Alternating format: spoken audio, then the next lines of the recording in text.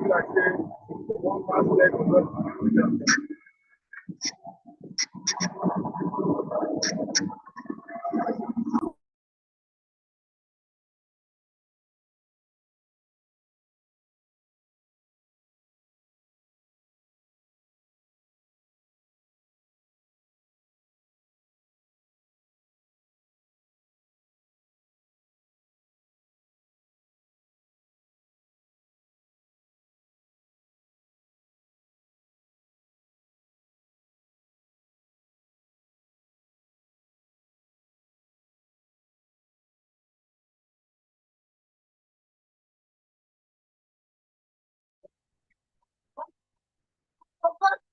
No, because don't use when you say don't every time that is not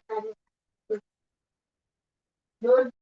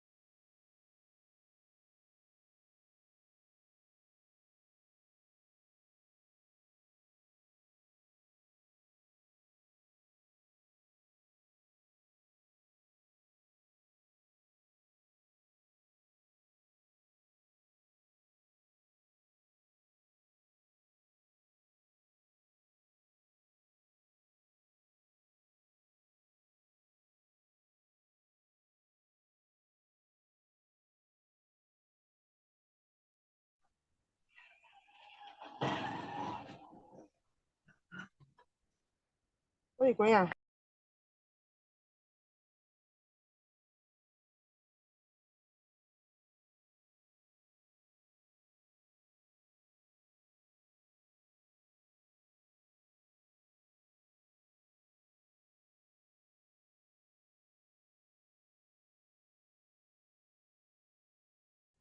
Good morning, everyone. We are welcome to this session of the workshop.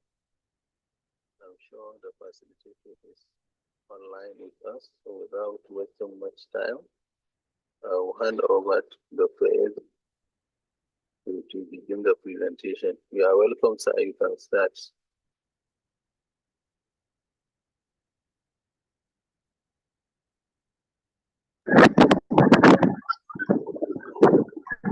Auditorium.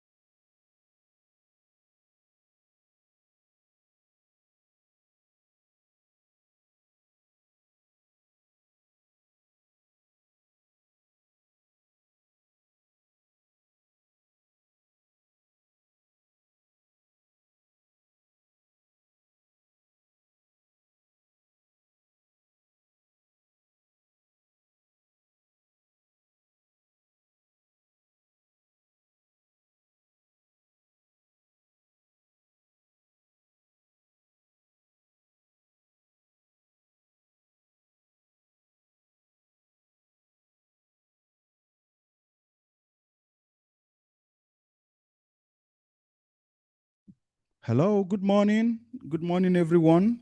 Can you all hear me? Good morning. Yes, we can. Yes, we can hear you, sir. Just let Yeah, me know if you welcome. can hear me. Yes, we can hear you. You are welcome. Good morning. Okay. 3 haircuts.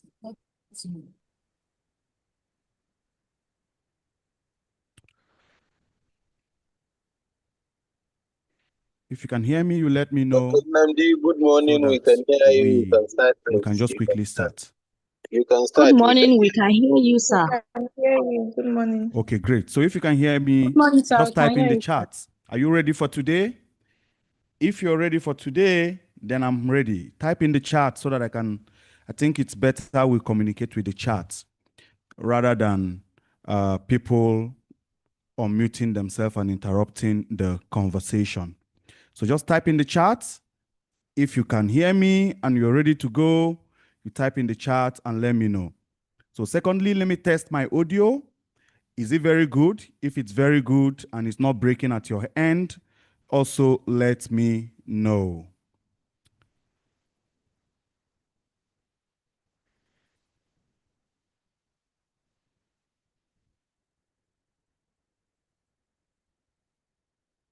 So here we go. Not breaking at your end. Also type and let me know. Is it breaking at your end? Audio is fine. Good. Good. We can hear you, sir. Okay, beautiful, beautiful, beautiful. I'm super excited to be with us once again. And each time I'm to talk about this topic, it's something that really gets me excited because beyond just talking about a topic about helping people start a business, it's also a sense of responsibility for me because I know I have a lot of younger colleagues and a lot of people who reach out to me from time to time asking for help. So, and I know a lot of more people would have wanted an opportunity to have an access to me so that we can have conversations from time to time, helping them grow and build whatever it is that they are building. And platforms like this, where we have multiple people sit and listen, becomes one of those best medium to transmit some of the guidelines, the principles, the struggles, the mistakes that we've made over the years building our practice. And hopefully, I will be able to do my best and to tell us a bit about what we all should know if you are interested in starting a private practice. So just by show of hand, you can just type in the chat, say, I'm ready. How many of you joined this course because you wanted to get a CPD from it? How many of you joined this course because you wanted to get a CPD from it? Just type in the chat, say I if you joined to get a CPD from it. Then if you joined because you are tired of your present situation, you want to increase your income, you want to increase your financial standing, also type in the chat. We'll make it as interesting as possible along the line. We should also be having conversations around what concerns people and what people are interested in. So if I have more people who want to get a CPD, then I will know how I will channel it so that we just get our CPD. And in fact, if you are here for CPD, just sign the attendance and you can even leave and go do something else. You will still get your CPD. So at the end of the course, we will eventually know who actually wants to increase their income. And at the end of the course, we will also know who joined because they wanted a CPD. So I'm going to take a simple survey here, and I have 58 people as we are speaking. Now, at the end of the course, if we have less than 58, then we definitely have more people.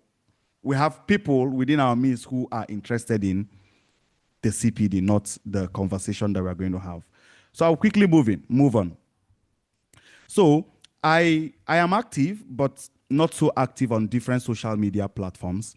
So you can link up with me, you can ask questions. From time to time, I post a couple of things that we do in our office. I post some of the successes that we've made in some other businesses that we are engaged in. I post some of the the principles, the guidelines that we also use. So if you are on social media, on Instagram, on Facebook, on Twitter, on LinkedIn, on YouTube, you can join my channel. Look at it, and we can always pick out a conversation on it. So I want you to type in the chat, what is your biggest concern as a business, as somebody who wants to start private practice? Is it starting that is the problem? Type in the chat for me. Is it marketing that is the problem? Is it treatment and making your patients get better quick that is the problem? Is it the government that is the problem? Is it that people are not paying you well? That is the problem. And let's say you are a staff who is working in a particular organization. Just type in the chat and tell us what will be your greatest takeaway from this conversation that we are going to have. So type in the chat. We also want to see your greatest takeaway. Let's know. So I can see Sarafa Amusat said she wants to increase her income. That's a good one. I can see Timilain said, I'm interested in increasing my income. Awesome.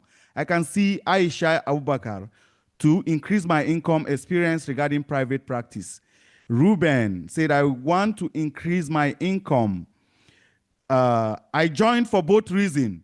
Igbonovia, Frank, Irene, thank you for your sincerity.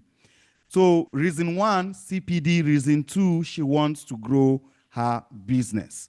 That's a good one. So to learn and advance my marketing strategies, I'm starting my own private clinic. So management, biggest concern is starting. Beautiful. So if these are some of your biggest concerns, you are in the right place. I'm going to do my best, surely my best, to ensure that to the best of my ability, I'm able to tell you something that you will leave this class knowing that you have taken the right decision by wanting to be in attendance. So a bit of a housekeeping before we continue. Initially, I talked about we muting our audio and having a chat conversations instead. So that is the first housekeeping for me. Secondly, if you join, the first thing you do is you put your mute, and you only speak when you are given the opportunity to do so. So you don't just join and your audio is on and probably are on the road, interrupting everybody within the platform that is here for serious business. So once you join, you quickly mute yourself so that others will not experience the noise. So I started Amazing Physiotherapy 1 year after my graduation. So why I said 1 year after my graduation was while I went to UNN, very good school. We are the Great Lions. How many lions do we have here? Lions, type in the chat. So after graduation, like every young physio is experiencing, as far back as 2012, I had to wait 1 year to start my internship. So imagine you graduated in 2012 when everybody said Nigeria was good, Nigeria was excellent, things were working. Then after 1 year, you are yet to start your internship. So, but luckily for me, while I was waiting, I looked at myself and I said, how am I going to continue to sustain myself?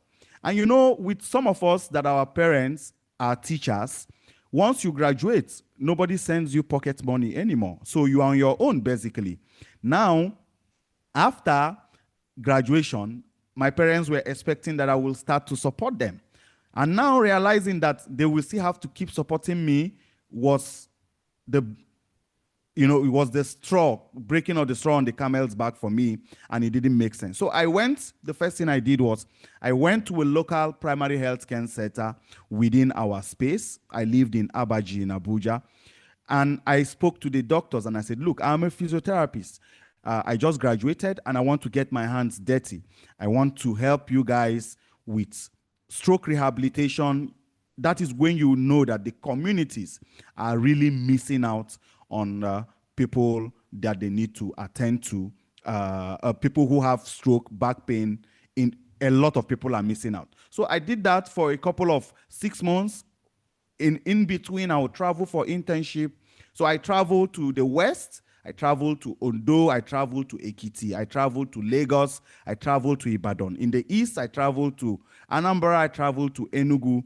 In the North Central, Abuja, Jos, Benue, all in search of internship. And I doubt if we have anybody who have traveled as much as I did. But there was something that was really peculiar with my traveling. Each time I traveled to every state, I don't see private physiotherapists. So as I was thinking of my internship, I was also thinking of life after internship. So if I finish this my internship and I finish this my youth service, what is the next thing for me?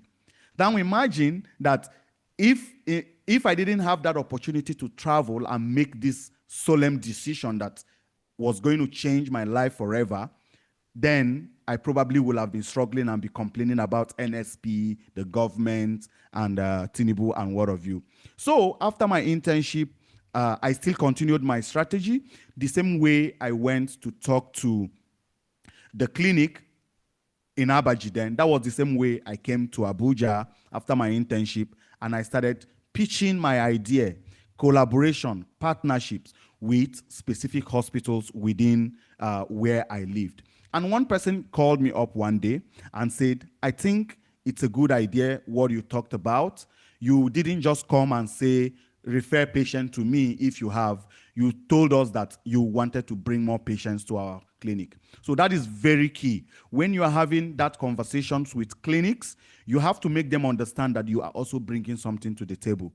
A lot of people make this mistake of wanting to just go to the clinics, tell them that they have they need to work as physiotherapists, because so more like you are entitled, and nobody who is running business wants someone who is entitled. So fast forward, after 1 year of that partnership, it became very profitable. The hospital one day woke up and gave me a sack letter.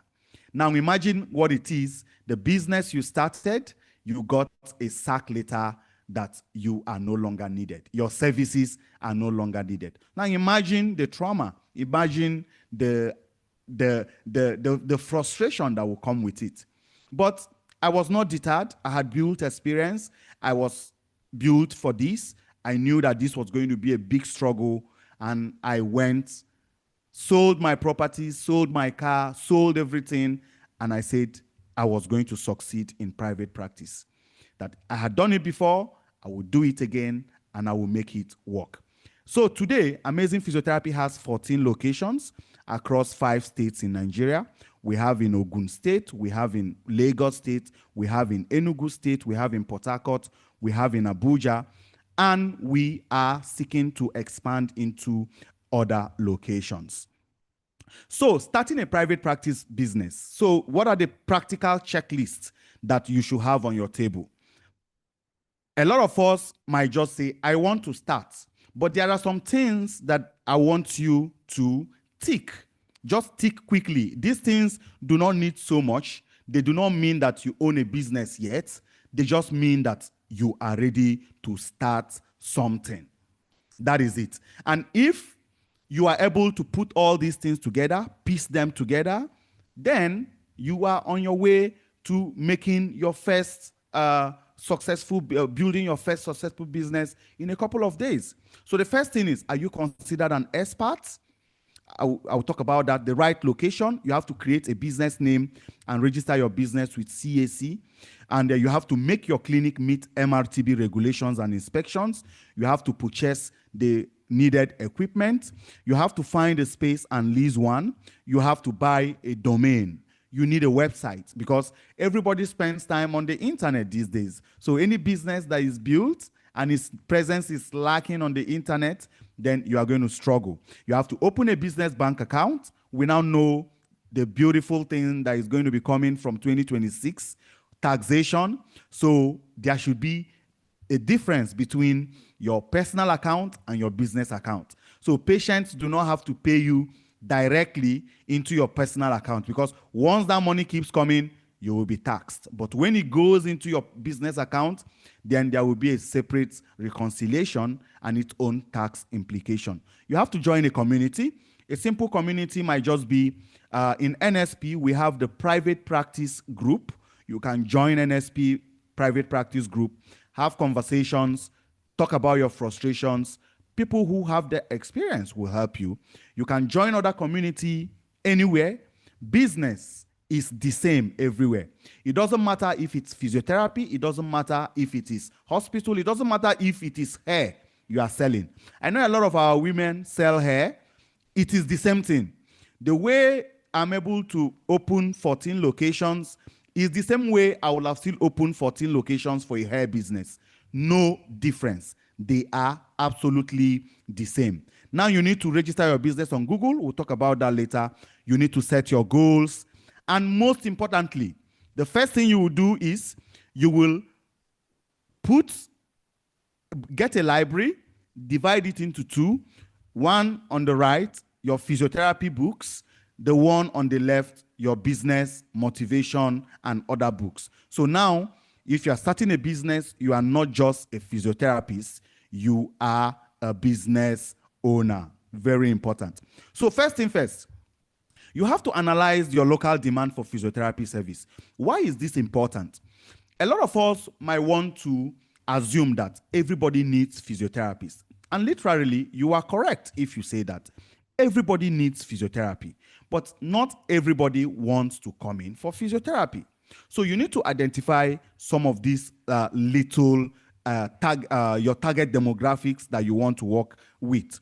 Now, when I started, one thing that was really very key for me was ensuring that I started with the lowest hanging fruit. So what did I do? Everybody wants to treat patients with low back pain. Everybody wants to treat people with stroke. Everybody wants to do things that were really very common.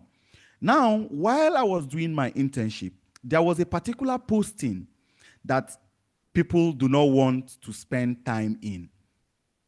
You want to know that posting? I don't know about your hospital. It might have changed, but I'm talking about my own experience, was pediatrics. So people do not want to spend time in the pediatric posting. So I read that part. I wondered why that was the reason.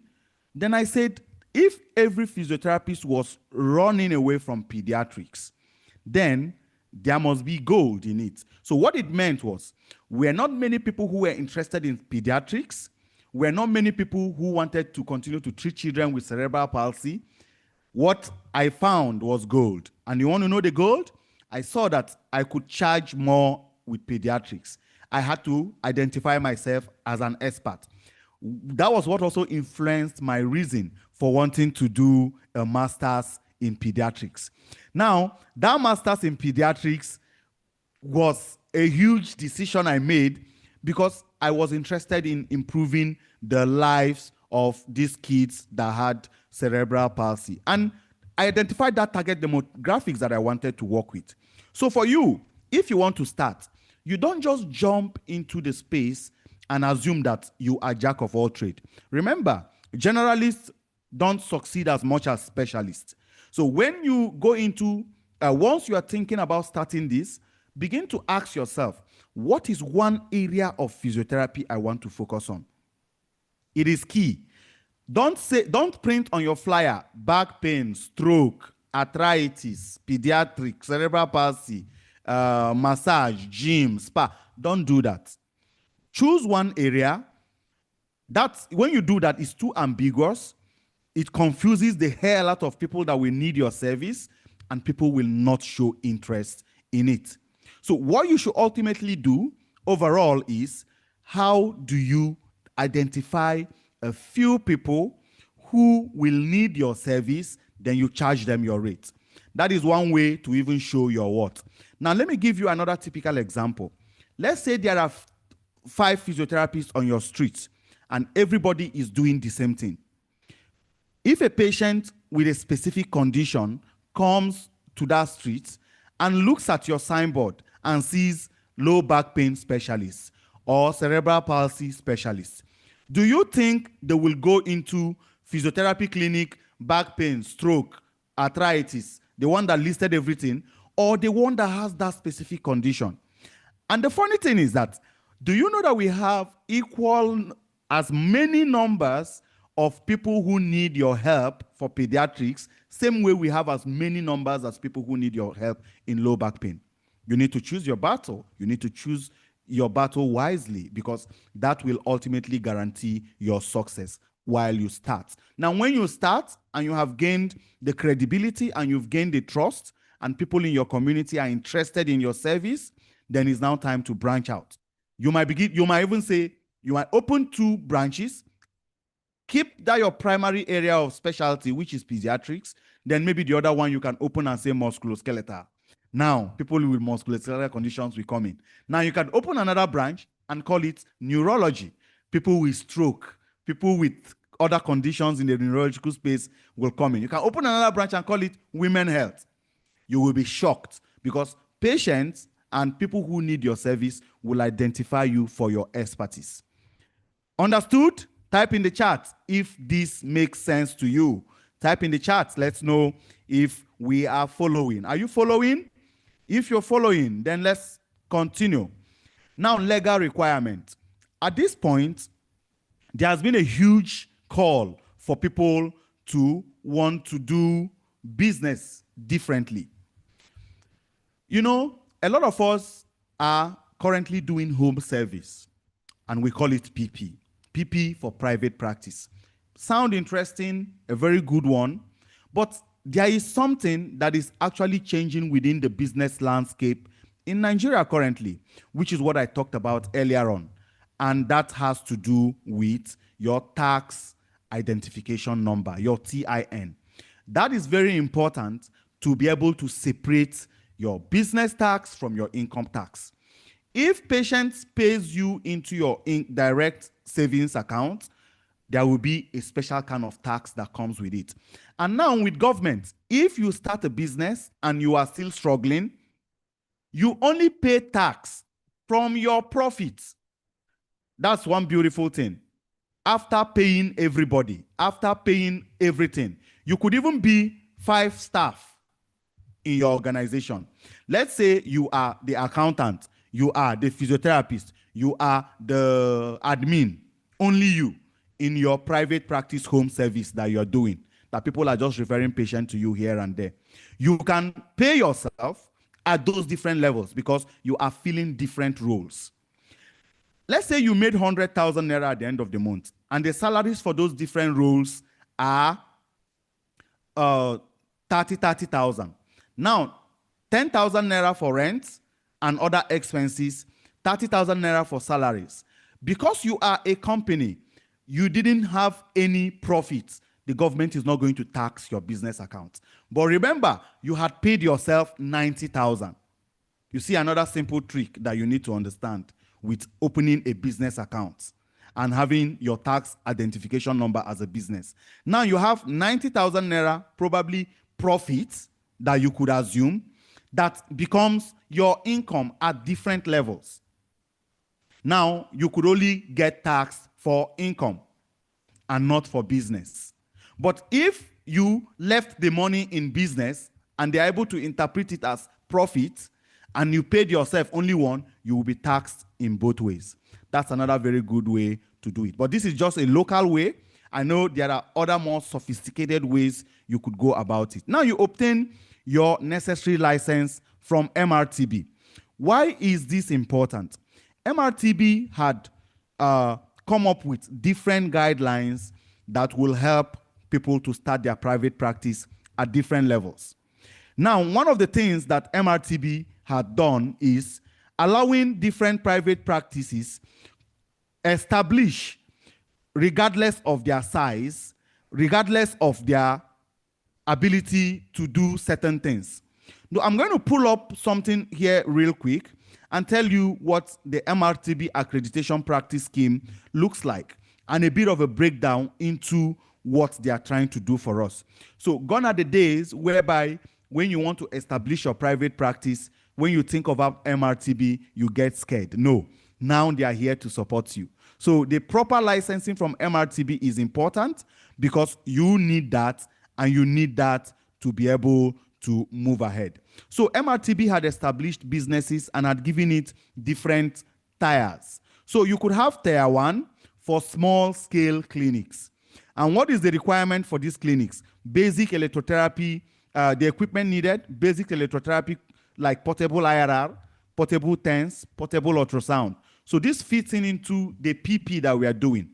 You have to start having a name. Even though you are going to people's houses, you need to have a name, you need to have a business name so that you can have a business card. You now have your exercise balls, basic things, your BP monitor.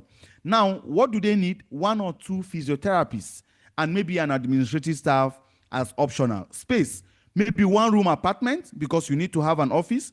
It could be your house. It could be a spare room in your bed in your house. Now, what are the accreditation requirements? You have a registration fee. It might have changed by now. And you have a yearly subscription fee. And MRTB is giving a grace, right? And you should have, and they are also giving an opportunity for installment payment. Now, what are the benefits of being accredited? You have access to specialized training and resources by the board, like they are doing now. Top priority listing on MRTB website, eligibility for high insurance reimbursement. So if you want to deal with insurance and you're not registered with MRTB, they wouldn't pay you. Discount on attendance to MRTB events and conferences because they know you as somebody who is part of their business. Opportunities for research collaborations and publication. Use of MRTB Center of Excellence designation. Now, you have shielding from unnecessary government agency harassment. If you are licensed with MRTB, nobody will come and harass you. You could, maybe if you are in a state that has a very hostile tax thugs that move around wanting to frustrate small businesses, you could just tell them that you are registered with your board and nobody will do anything to you. Government recognition and funding. And you know, because government from time to time will have grants for small businesses. If you are registered with MRTB, then that gives you an easier hand in accessing those funds because they will from time to time require your certificates or certification or attestation rather from your board to enable them process your loans. We now have tier 2, which is the medium-sized clinics. A little bit of an advanced clinic. Let's say Amazing Physiotherapy is no longer a small clinic. We are now in the tier 2 medium-sized clinics. We are now offering some level of specialized clinics, and we now have more staff. We also have benefits that comes with that. Now, the tier 3 are large clinics, multi-location facilities, people who are interested in doing so much, and they also have more staff. They also have their own accreditation status that they attain. They also have their fees that they pay and what have you. So the beautiful thing is MRTB has come up with a very good guideline, a very interesting part of what makes private practice clinics succeed. So I'll share my screen again. Now, in Abuja, if you are in Abuja, there is what we call FEMC. FEMC, these are local government registration agencies that you may also have to liaise with and maybe make a subscription payment. So in your state, it could be different. Different states might have different. These are from the Ministry of Health in your state, and they may have 1 or 2 says considering what you should do when you are establishing. Now they work in collaboration with the board. So if you have your board license to practice, it becomes a lot easier. Now, the last 6 years, I had a private practice physio clinic who wanted to travel abroad. He specifically wanted to travel to Sweden, and he wanted to sell his clinic. And he contacted me. He said he wanted to sell his clinic, and he had this equipment, he had this beautiful location, he had these beautiful things that makes a small-scale private physiotherapy business get a good footing. But there was something he didn't have. He didn't have prospects within that his space. Now, if he was to quote a specific amount that he wanted to sell that practice, when I buy that practice, for example, or if someone buys that practice, what next? There was something that he's really struggled to actually put together, and that is something that is also an Achilles heel for a lot of us when we are starting our private practices, and that is proper documentation process and your streamlined administrative process. He doesn't have that, and basically what he had was just a building, a treadmill, a bicycle ergometer, a bed, a neurogesic balm, a ball, a TENS, an ultrasound that he wanted to sell. Now, the question that I will also ask him is, what stops me? Because if he's selling all these things, he's probably going to be selling them at a profit. Now, what stops me from going to that same location, look for a clinic, an office space, a small space, pay my rent, buy the necessary equipment that I need, and also start my own business? What difference does it make? Because he just has equipment he wants to sell. Maybe I don't need an ultrasound. Maybe I don't want an ultrasound. Maybe I don't want an infrared. What is he going to do with that? And he is not the owner of his building. So once I pay him this year, I may probably even renew rent, because all he knows is I am going to pay him for establishing a business, doing this, but he has nothing to show for it. There is no difference between him and an equipment seller, because I could just go to an equipment seller shop, buy my equipment, and also establish. He lacked one thing, and that was what made me to even start my second business, which is what I call the ZimDoc network. We have an application, a software that we built. We call it ZimDoc. So a zone integrated documentation system for small businesses. And in it, we built an EMR. In the EMR, you are able to have a documentation and a list of all the people that are coming into your clinic. That business didn't have them. If I inherited his business, I don't have a patient list, which he could have sold to me. I don't have a pathway. I don't have a direction. I will basically start from scratch. And one thing people don't understand with when you want to sell a business, people want to buy your business because you have done 60% of the job for them.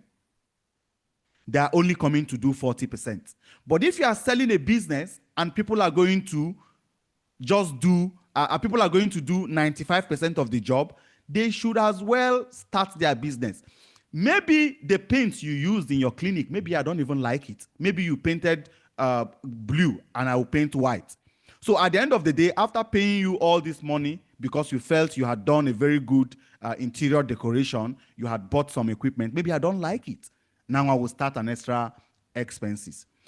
If you have a patient list, if you have a process, if you have a guideline, if you have principles, then it becomes easy to sell your business. I could come out and tell you today that I want to sell amazing physiotherapy. It might sound interesting and a little bit overwhelming and say, how? Okay, if you want to sell amazing physiotherapy, what do I need to get? But I will also tell you that I am not selling amazing physiotherapy building, but I'm selling a list of 15,000 patients. And I can guarantee you that if you pay me 100 million, these 15,000 people in the next 1 year are willing to pay you 10,000 naira, are willing to pay you 10,000 naira treatments, at least when they come in once. Now, someone who had paid me 100 million for amazing physiotherapy inherits a 15,000 names of patients that I have in my system, and I can assure him that these are high quality patients that if he's able to get all of them to come in and they pay 10,000 naira, by the way, nobody pays 10,000 for physio these days. Now you have given all of them discount, and all of them walk in and pay you 10,000 naira. You have 150 million. Have you made profit within the first year or not? You have. That is how to sell or buy a business. I hope this makes sense, because a lot of people have asked me that they want to collaborate or do something in that regard. But I said I was going to talk about it in this meeting. And if you are not in this meeting, you probably have missed on an interesting perspective that you should have known. So you are not buying equipment. You are not buying clinic space. You are buying patient lists. And that is what a business wants to use and grow. Also, when you start a tech company, like we have done with ZimDoc, if we don't, we cannot just say we want to sell ZimDoc to maybe Facebook or Netflix. No, we can't do that. The first thing Facebook will ask us is, how many people are using ZimDoc? How many people are they going to inherit? We could tell Facebook, you know what? Invest in ZimDoc, be the highest shareholder. At this rate, we have been able to grow 50 users per day. In the next 1 year, you are probably going to have 2,000 users. And if the subscription every month is 25,000 naira, and you are sure of having 5,000 users at the end of the year, whatever money you had invested in us, growing it consistently with the strategy and the process we have, in the next 5 years, you will recover your money. Bam, business is done. You don't just sell because I want to sell. No, that is how you sell properly. So anatomy of a private physio practice. We are going to talk about the anatomy of my practice to show you what is possible for yours. Then you may have idea for something completely different. You may want to do home health. You may want to do pediatrics like I started. You may want to do women health. Even online, if you want to do online, it's part of the things that our ZimDoc EMR also helps you support, with addition of over 10,000 exercises that you can prescribe to patients. You can prescribe video exercises, audio exercises. You can even print pictures. That is why we built it, to make it easy for somebody who is yet to start and somebody who has started to be able to manage their process. Remember, you are in business to make profit. You are not in business because you did not get job. No, that's not why you are in business. You are in business because you want to solve a problem, and that problem, you need to solve it with your full chest, right? So your story matters. So you have to have a human or an origin story that explains why you want to get into the industry. You know, I talked about why I got into Amazing Physiotherapy in the first place. Because of the struggle of having to wait 1 year to get my internship. And if that is not enough sadness for you, a lot of us currently had finished their waited 1 year, finished their internship, and they don't have jobs.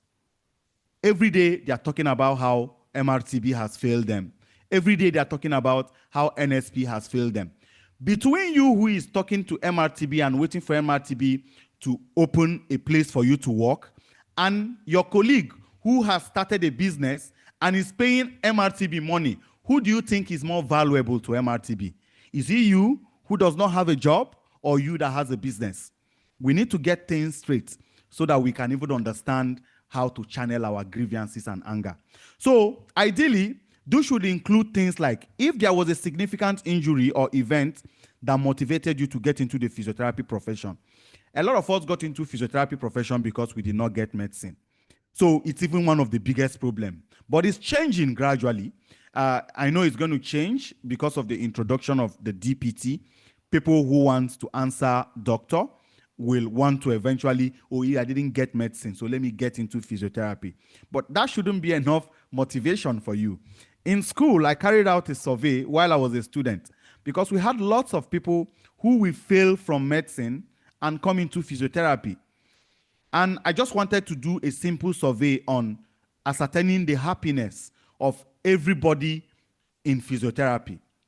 So it was, just a young researcher as a student, just for my term paper actually. So I did a questionnaire, distributed to a couple of people, not knowing, but I included your initial, the course you wanted to do from secondary school, the course you eventually got into, and why you are in physiotherapy. So, and are you happy being in physiotherapy? Do you see it as a good choice? What I found out was people who failed from medicine and got into physiotherapy in my school in UNN were not satisfied. People who also got into physiotherapy but initially wanted medicine at the JAM level were not satisfied. Now we have more people in physiotherapy who are not satisfied being in physiotherapy than people who are in physiotherapy. Now you have a lot of them. These things they may sound little, but they are very important whenever to calculate your level of success, because these are hunger, motivation that determines how you're going to succeed going down there. So if it's an Oyibo person, you begin to hear things like, yes, I was a footballer in my high school, I injured my knee, it made me not to continue playing football. Now I want to get into physiotherapy so that I can help people who get injured and not lose their career in football. Or you could hear things like, I got into I play basketball, I injured my shoulder, I was helped by a physiotherapist, and I got interested in the profession. Now I want to study physiotherapy because I want to help more people. How many of us have a motivating story to tell? Why do you want to start a private practice? Type in the chat, what is your motivation? Type in the chat. Don't tell me you want to increase your income. That was the first thing. Type in the chat, what is your motivation to want to start a private practice? Type in the chat. Type in the chat. I want to see your hunger. I want to see what makes you tick. Right? Type in the chat. Let's hear from you. So we are moving, and we are moving really very quickly. And I want it very interactive as much as possible to help the sick. Atinuke Aremu, beautiful.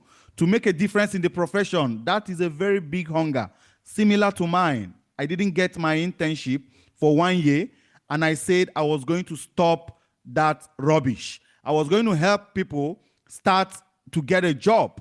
Limited access in my region, that is a good one. Make physiotherapy more accessible to people. Beautiful, beautiful. I think we have a lot of people who are here for a change in the profession. I love it. I am loving it. To have a larger population, to solve people's problem. Beautiful one, beautiful one. So we continue. So setting up a professional business with systems, procedures, KPIs, bonuses, staff skills, and tracking. What is it and why is it important? So when building a business, the goal is to build an organization that runs smoothly and professionally. So where sales targets, patient and customer service standards are met by your team so that you can earn a great income while not having to do all the treatment yourself and get burned out. Why is this important? Now we are talking about building a business. And I told us that you need to build the right way. In case you want to sell so that you can sell properly, and you need to set up your business, this has to be the first thing, the right way. Now, if you walk into a typical amazing physiotherapy clinic, one of the 14 locations, you will discover that we have a process, a system that is similar if you go around. So what you see in Abuja branch, Garki 2, is what you see in Wuse 2. The behavior of the staff in Wuse 2 is what you see in Gwarimpa. How the staff will greet you in Abuja is how they'll greet you in Victoria Island, Lagos. Because we have a system, a process, a standard. Let's say you are starting alone. You need to develop some of all these documents yourself. It's important. I used to tell people who I often have business conversations with is, you need to have a domain knowledge in whatever it is you want to do. Like when we started ZimDoc, I didn't know how to program. I didn't know how to write codes. But I wanted a domain knowledge to understand how code works, to understand how computer works. Then took my knowledge in physiotherapy and wanting to solve a problem so that people can have a proper system that can run in their business, I had to learn how to code. I am learning how to code not to work for you, but just to understand and be able to ask the right question. So if you just start your business and all you do is treating patients all the time, you will end up employing your admin, employing another physio, and what you will keep doing is treating patients.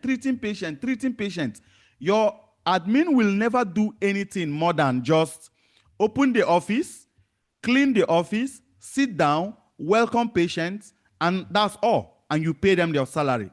And maybe your second physio will not do anything apart from just treat patients and come down. You will find out that you will be in a proverbial hamster wheel, moving in circle, not making a profit, and you will also get frustrated. So also being in this class and starting your private practice does not also mean that you are going to succeed if you don't build with the right systems, with the right procedures, with the right key performance indicators, bonuses, and staff training and tracking to enable you succeed in your business. I hope that makes sense. So how do we achieve this? We need skills training and system to train your staff, including competency and feedback. You need a way to track the skills and competencies in the board. You have to develop yours. What are the typical skills that you need your staff to have? Conversational skills, soft skills, communication skills. Let's say you have one of your staff who is good in treating patients. He's good. He knows how to treat patients. He doesn't know how to communicate. Your patient will not come back after the first session because he doesn't know how to communicate. You know what you're going to be doing? You will just end up being the one treating the patient every day because they don't want to see your staff. They only want to see you. That's the problem because your staff lack the right training. Now ask me, we have 14 branches.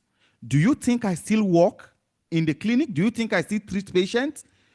Hell no. Why should I treat patients when I employ people who are better than me in treating patients?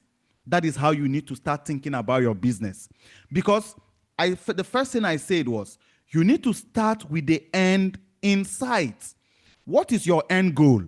Do you want to travel around the world like I do? I travel all the time. And imagine when I travel, do you think I lock my offices? No, I don't. You may want to help more people. You need disposable income to do that. If you don't set up your system to work without you, then how are you going to make a disposable income to help other people or even help yourself? So you need incentives and bonuses for your team members. These days, a lot of people work for several reasons. You may have a very low or poor salary to pay your staff, but because you have put an ownership mentality in your staff or in your team, that enables them kill themselves for you. Just because you have told them that, you know what, we own this business together. The more you work, the more you get payment. Then you also regularly review the performance to let staff know that either they are on track or they are losing track. So some of all these things are very important. So our patients. So we have a very low overhead clinic. We maintain a very small clinic, regardless of our scaling to different locations. We have a very small clinic. And the funny thing is that is all you need.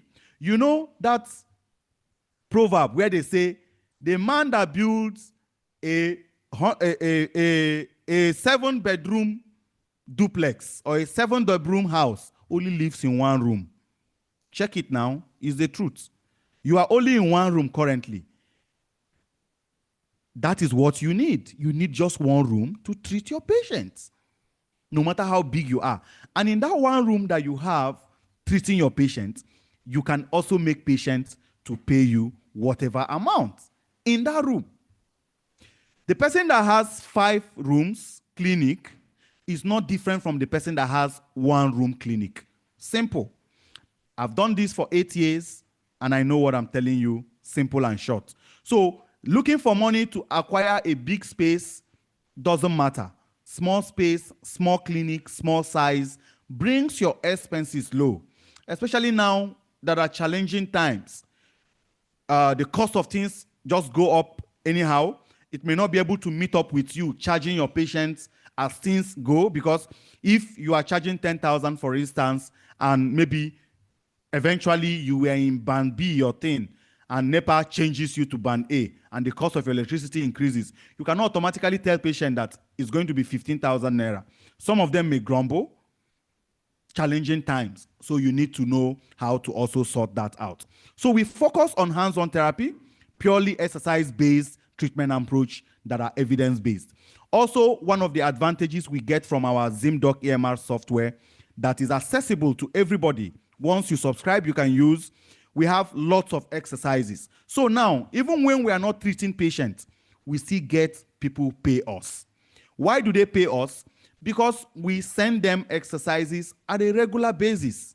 So they perform these exercises, they love it, and they subscribe. They keep paying us without even coming into the clinic, because we have evidence-based exercises that is very intuitive, improves compliance, and also makes the patient love what they are doing. That is how it works, and it is that simple. So you have to also know that your patients have been to other clinics and seen other doctors and also other physios, and they are looking for something new. They want you to show them the difference. So if your patient walks into your clinic and you are not doing anything different, then why did they come? Do you think it's God that sent them? No, they are actually looking for something different. One thing that I've noticed while I was actively treating patients is lots of our patients will come in and tell us how they have gone to other physio clinic and how we are treating them differently. Simple. You set up your system, you set up your procedure, you set up your treatment protocols, you set up how everybody is attended to, and you begin to make a difference. So when it comes to selling, you have to make sure you know who you are spending time with. You have your lowest hanging fruits, which are the type of patients that I've been able to itemize them within my experience in clinic. You have the lower hanging fruit patient. These are the easy patients. And unfortunately, all of us might have seen these patients once in a while. These are people who just hear that you're a physiotherapist, they come into your clinic and pay money. So these are people who are easy to attend to. Doctors send these kind of patients to you because the doctor has said, go and meet a physiotherapist. He walks into your clinic and he gets attention. The tire kicker patients. These are the kind of patients that you see in your practice. They are people that need a little bit more attention and time.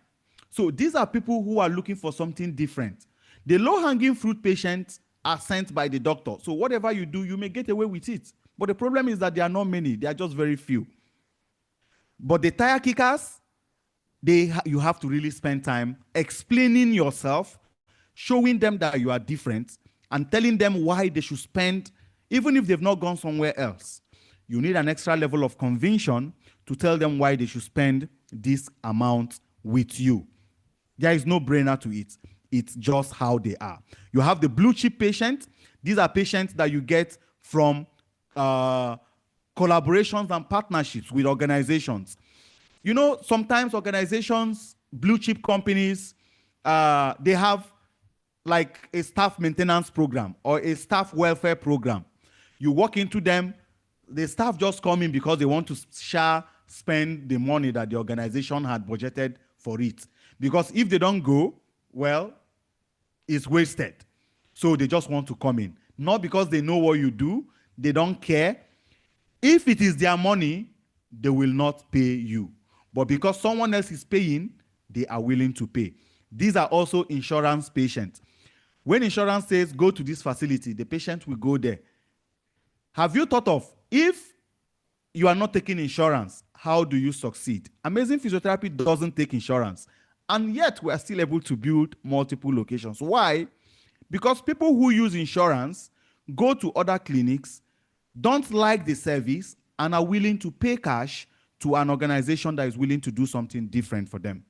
So you need to understand that. Now, the great will patient. Yeah, these are the kind of patients that we love, the educated patients. They travel abroad, they know physiotherapy, they go online, they know what they need, they have knee pain, they are looking for the nearest physiotherapist. because they know what you can do for them. That kind of people we want. But sadly, they are not all so much. Now, the time wasters, these are people who will drain your blood and they will still not become your patient. You look at these time wasters, do everything you can to avoid them, because the time wasters can make you lose out on potential great will patients.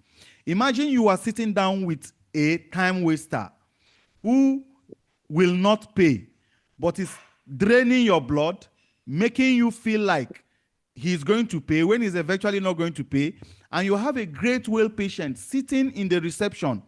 Remember, this great will patient knows what they want. They can go somewhere else and get it and direct the person to do what they want. They will just leave your clinic and you have lost everything. The time waster didn't pay, the great well patient has left. So that is double wahala for you, and we don't want that. So we need to understand that there are patients of different levels. You may have a lot of people coming into your clinic, but what we actually want, we want people that will not waste our time. So what's a typical clinic environment like? When it comes to a treatment room, keeping it simple is my best advice. No, nothing too complicated. Have your bed, have your bed sheets or your tissue rollers, have your cleaning agents. That is all you need. Then ask yourself, do I really need this or that to provide the best possible treatment for my patients? Do I need a duplex or do I need just one room?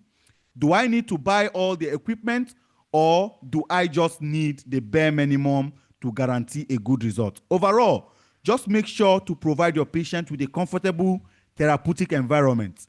You could have soft music, you could give them tea, you could give them coffee. These things give, have you walked into an organization in Nigeria and you say, these people, they are doing like abroad? You know why? We psychologically have attributed everything good to abroad. These are just simple, cheap things that they are doing. Why not also do it for your patients? So startup costs. I started from selling my car. I tell it every time to motivate people. If you are looking for money, nobody is going to give you money.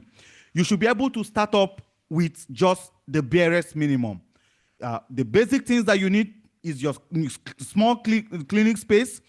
As I had partnerships already in previous hospital that sacked me, so I had saved up some money to buy IRR, ultrasound, and EMS. Our office space was just a single one room that we demarcated into a waiting room and a treatment room. And you know what? This has helped us build up to this level, and we now have this number of clinics that we have across. So in December 2017, that was when we started. And you know why I like Professor Rufai so much? He was the NSP president at that time.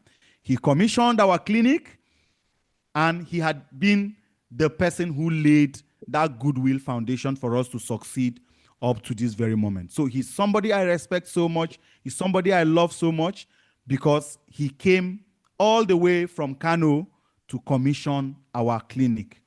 You can see we had a patient and some other people who attended, my very good friend Satumari and Edward Anson. So this is what the clinic looked like.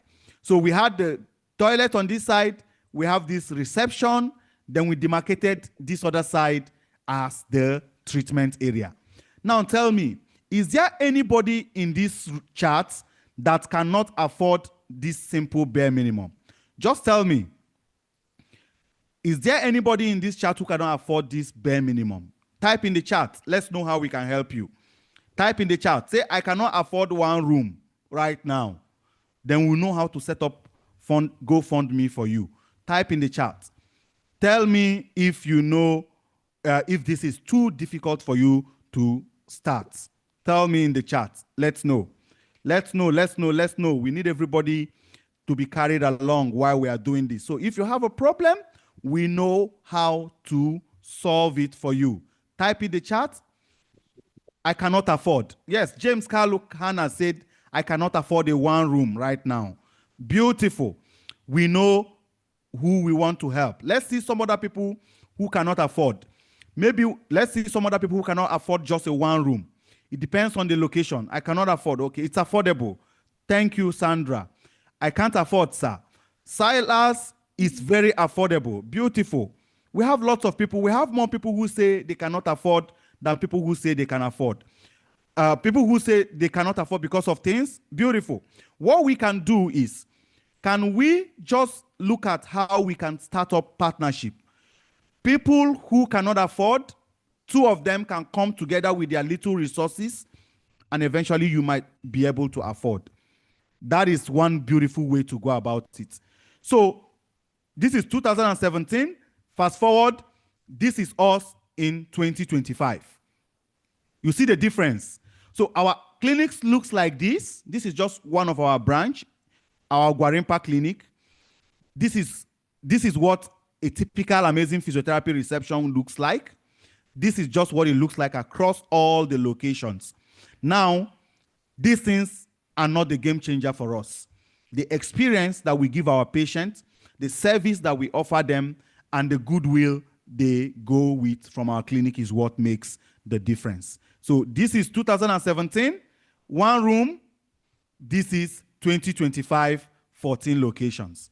You can be the next person to build something really great for the profession. The beautiful thing is that all of us want to help the profession. So the private practice mindset.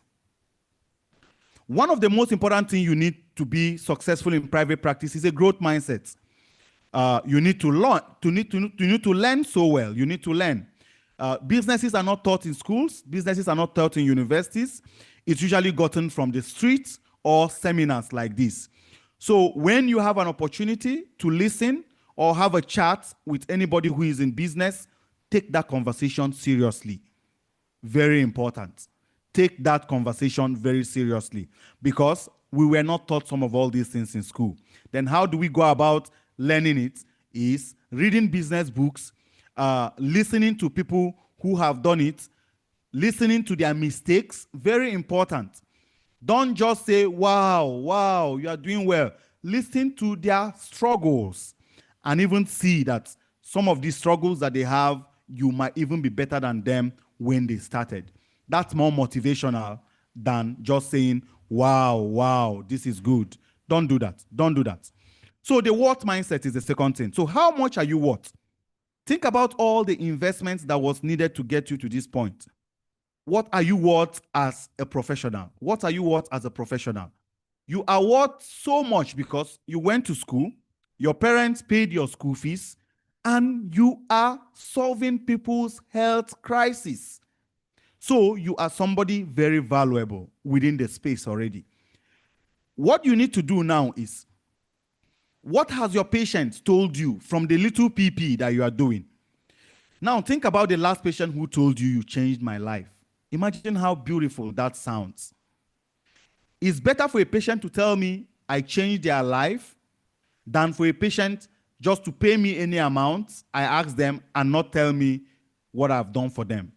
That thing that they say, a patient should pay me 5,000 and say, you changed my life, it's better you pay me that amount, because that is a very good approval that what I'm doing really works. How about the patient you have saved from surgery? How about the people that you have made their life better? This is what you are worth. Let's say a patient goes to the hospital and the doctor says they will do surgery, 10 million. And the patient comes to you because they don't have 10 million, they can't afford the surgery. And you say, you know what? I'm going to help you. And you eventually help these patients. Now, you help these patients, maybe you were even charging them 10K per session. For 3 months that you treated them, you just earned roughly 450K from them. You save them from 10 million naira. That is what you are worth. You are worth 10 million naira, not 450K. You changed their life. That is how to calculate how much you are worth. So next time when a patient comes into your clinic, you don't tell them, pay me 20K. They now say, why? You now say, the cost of things are high. My landlord just increased our rent. Electricity has increased. And who is too poor? By the way, why should you pay a physiotherapist 10K? That is not what When you start talking about that, you are not different from a market woman. How do you know how you're what? Tell the patient, look, just imagine, let me tell you something that happened. A patient went for surgery. They charged them 10 million. I helped this patient get better. Now, if I tell that patient to pay me 2 million naira, they have 8 million naira left. Have I asked for much, for too much? Have I asked for something too much? What you hear is you have not asked for too much. So what you are actually worth is 10 million, but you are asking for 2 million. Don't say the cost of things are high. No, patient will pay you. Things are high. People have to queue in iPhone store to buy iPhone 17. Things, even people that say they cannot afford a one room, they probably had even made even expenses that is more than the one room. I can tell you for free, we have people who say they cannot afford to start, that one room is so expensive. I'm sure this Christmas, their hair, their nails, their makeup will be able to afford that one room in their location. I'm telling you the truth. If it's a lie, type in the chat. If it's a lie, type in the chat. Let's hear you. So let's move on. The value mindset is another very important thing. You have to lead with value and provide value to your patients. You also need to value yourself, just like what we talked about. What is value? Value is what you provide to your patients so that they know and understand you will help them get what they want. You give them value by asking the right questions and helping them get the transformation they deserve. Patients do not want more knee range of motion or 100% free from pain. They want value. Let me give you a typical example. A woman comes into our clinic and she has knee pain. In 3 months' time, her daughter is getting married.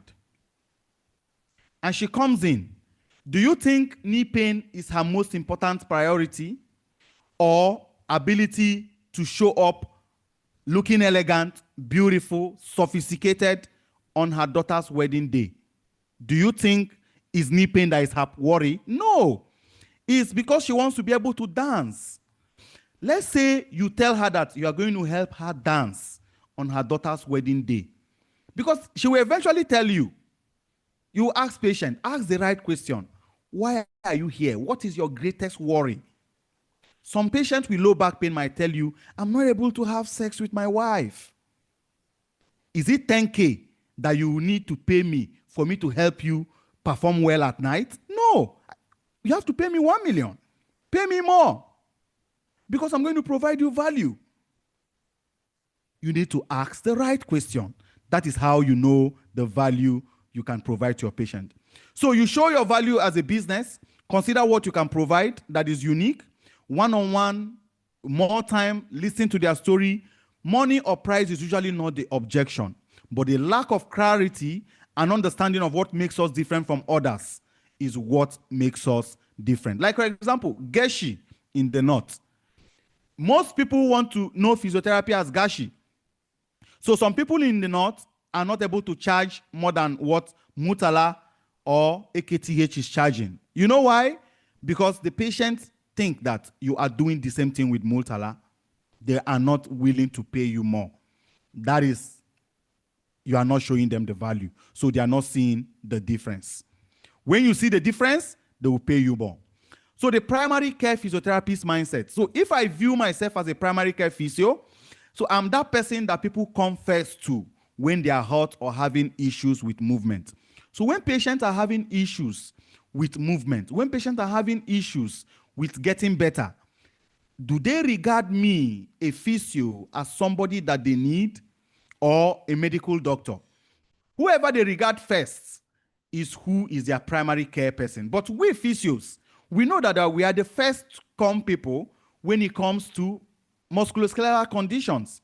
So when you are talking about your marketing, which we are going to talk about later, that should be what you project all the time. As somebody who is willing, available, ready to provide them the kind of service that they need. That is you, the primary care physiotherapist. So we are at the point of entry into healthcare. We should be the ones referring patients to doctors and other healthcare professionals, especially the musculoskeletal conditions. In the UK, where most of us want to travel to, there is what they call primary care physio. These are people who see patients even before the doctors do. Beautiful. In private practice space, that is how you should build yourself to be. Direct access means that patients do not need to have a referral before they see us. So marketing directly to patients is part of claiming, owning, and taking responsibilities for their care. The decision should be for the patient. Let us be at the forefront of providing them that information. Now, I tell you something really quick.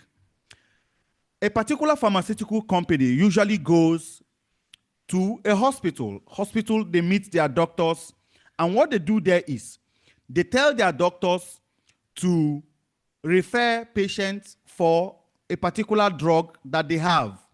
If you work in teaching hospitals, you will see pharmaceutical reps move around, pleading, sometimes buying lunch, sometimes giving money and stuff to doctors, just for them to refer, to prescribe their drugs. Now, this new company came up with something really great. They know that their product is good. They know their product is better. But whoever is able to convince the doctor to prescribe their medications more wins, regardless of how good your medications are. You can understand that there is really no difference with using shea butter, Rob, Neurogesic Extra, Volini. There is no difference as far as I'm concerned. I can tell you for free why we don't use any of those in our clinic, and we've been able to build 14 branches. So there is no difference. Whoever is able to convince you more is who you use his own. So if Neurogesic is able to give you something, you will use their own. If Volini is able to give you something, you use their own. But this company, what did they do? They started marketing their products directly to the patient. They put it on newspapers, they put it on different advertisement platforms.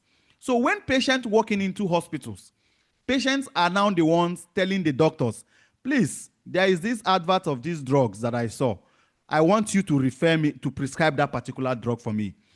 How do we make patients insist that doctors send them to us?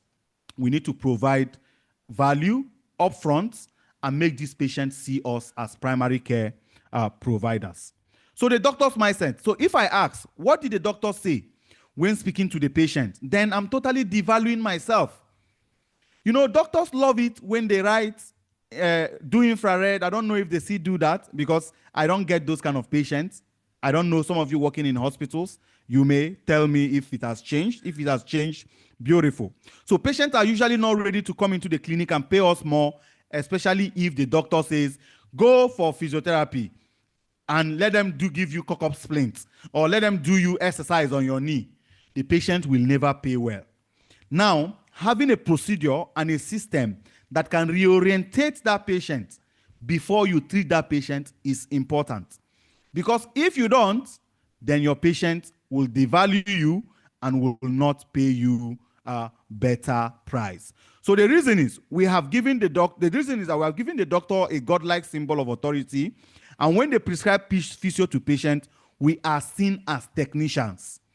Even if you become doctor of physiotherapy, as long as the patient sees the doctor first, and the doctor say go and do new exercises, the patient will still see us as technicians. So people who say they want to make physiotherapy more accessible, I love that energy. I love that motivation because that is what we need.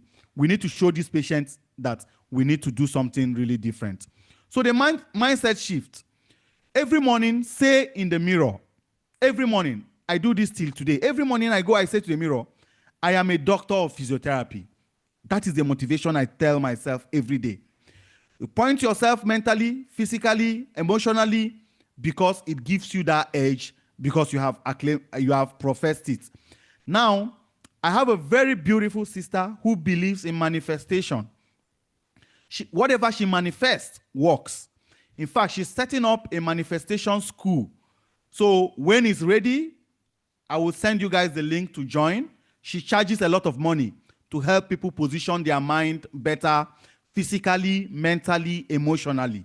So if you need to have a very good manifestation mindset, when her school is ready, I will send you the link and you will definitely change your life when you do that. I can assure you that. So getting started. creating a USP. So before you start, what is a USP? Unique selling proposition. It's a summary of all we've been talking about.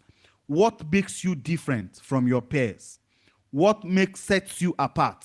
Why should a particular patient choose you over another person? So before you start your marketing your clinic, you need to have a clear understanding of who you are talking to, who your perfect patient is, what you can help them do. I talked about when I started, who my patients were, and how I was able to penetrate that space because a lot of people were not interested in that space.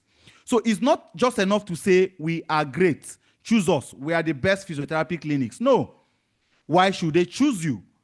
Everybody says that they're the best. So how do they differentiate you from the others? Very important and key. No one really understands what physiotherapy is. Even us here as physiotherapists, if I ask 2 physiotherapists to define physiotherapy, I can bet their definitions will come out differently. Now, let's do this experiment. 1, 2, go. What is physiotherapy? I need 2 people to just write what is physiotherapy in the chat. Just 2 people, or just 2 people, you can write, just as many people. What is physiotherapy, so that I can tell you what I'm talking about. What is physiotherapy? Type in the chat what you understand as physiotherapy. Don't look at what your neighbor is typing. Write in the chat what is physiotherapy. I'm not moving to the next slide until I see that. Just define physiotherapy. Let's give it a little bit more time. What is physiotherapy? What is physiotherapy? Write in the chat what you think is physiotherapy. Just quickly type. Let's get what you think is physiotherapy. Type in the chat. What is physiotherapy? One, bring that rag.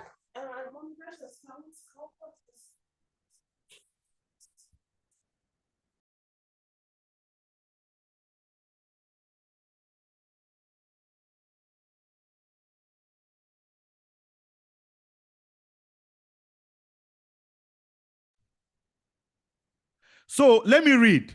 Very important. Now, someone said movement specialists. Beautiful. Safaatu Suleiman. Abraham says physiotherapy is a science of movement and rationale for functional abilities. Igbonovia said physiotherapy is a profession that helps in restoring movement and function in patients with disabilities. Another person said physiotherapy is a profession that uses physical means in treatment. Another person says a healthcare profession that is aimed at improving the quality of life using physical means. Now, ladies and gentlemen, we as physiotherapists don't even have one definition of physiotherapy. Then you think patients will understand us? Do you know why patients say we do massage? Because massage has one definition. It's very confusing. It's even confusing us as physios. Physios cannot give a specific definition of physiotherapy. Then do you think your patient will be able to give that definition? No, they wouldn't. So at the end of the day, because patients don't understand this, because patients don't understand what physiotherapy is, not because they are patients or not because they did not go to school, because the people that even went to school do not even understand a simple, they cannot give a one specific definition about it, then we need to create a unique selling proposition that patients that come into our clinic will understand us as.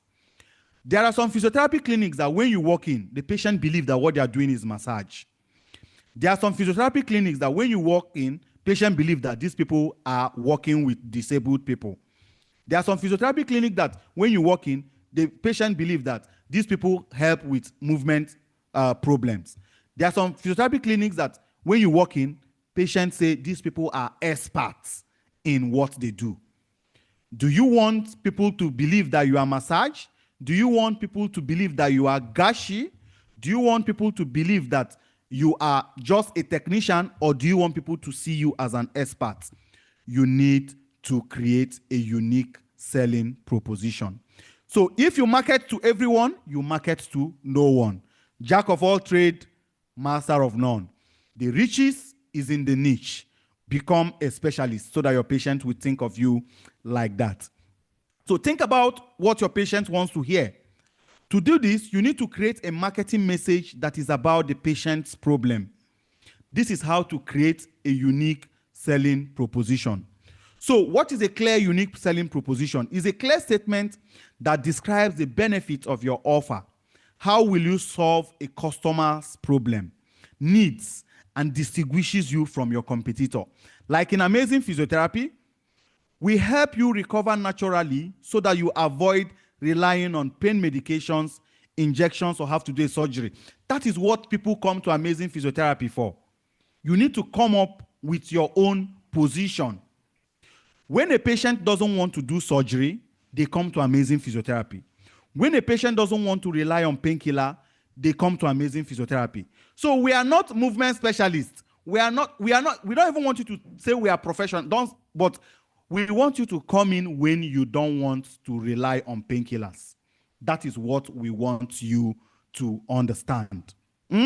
Making sense? So when it comes to physiotherapy, to USP, your education doesn't matter. Your qualifications are insignificant to your patients. You need to know that. What is important for your patient is, what is it for me? What are you going to offer me that I have not seen somewhere else? So it is, how can you explain it? Once you create, that is how you can explain it rather. Once you create a USP, you put it in your website, you put it in your flyers, you put it in your business card. Whoever you hand it to should understand you as somebody who can help them. So if you have listed back pain, massage, stroke, Parkinson's disease, cerebral palsy, Guillain-Barré syndrome on your card, you are confusing the hell out of your potential patient. Write your USP. Position yourself as a specialist. These things are things that you can do tomorrow. Okay, tomorrow is Sunday. On Monday, from Monday, you can do it. Simple. So getting new patients. Now, this is important if patients are unaware of what you do. You give them a free consultation. So how does it work? You walk into, some of us go to church, some of us go to mosque, and you, like I know some churches have a special programs for health care and health talk. And I know mosque also organize similar events from time to time.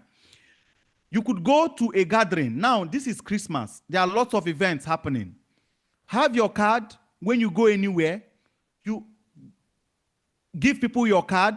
The beautiful thing about physiotherapy is when you hand people your card, they eventually tell you, I need a massage.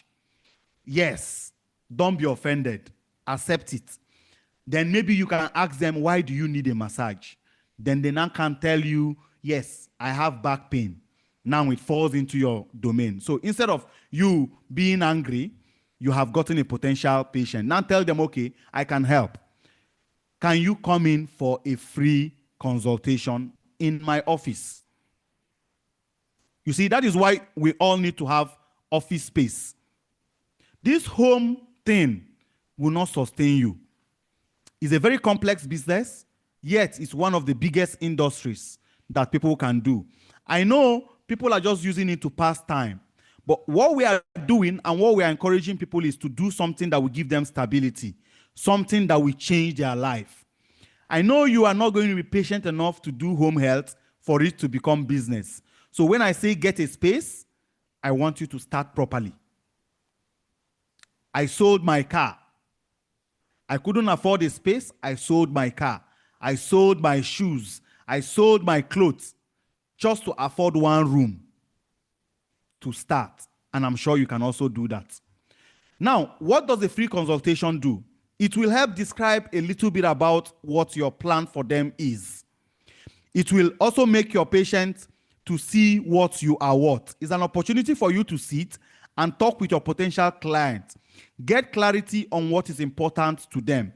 People don't know what is important to them. Remember when I talked about when someone comes in with knee pain, but the woman actually wants to attend her daughter's traditional marriage?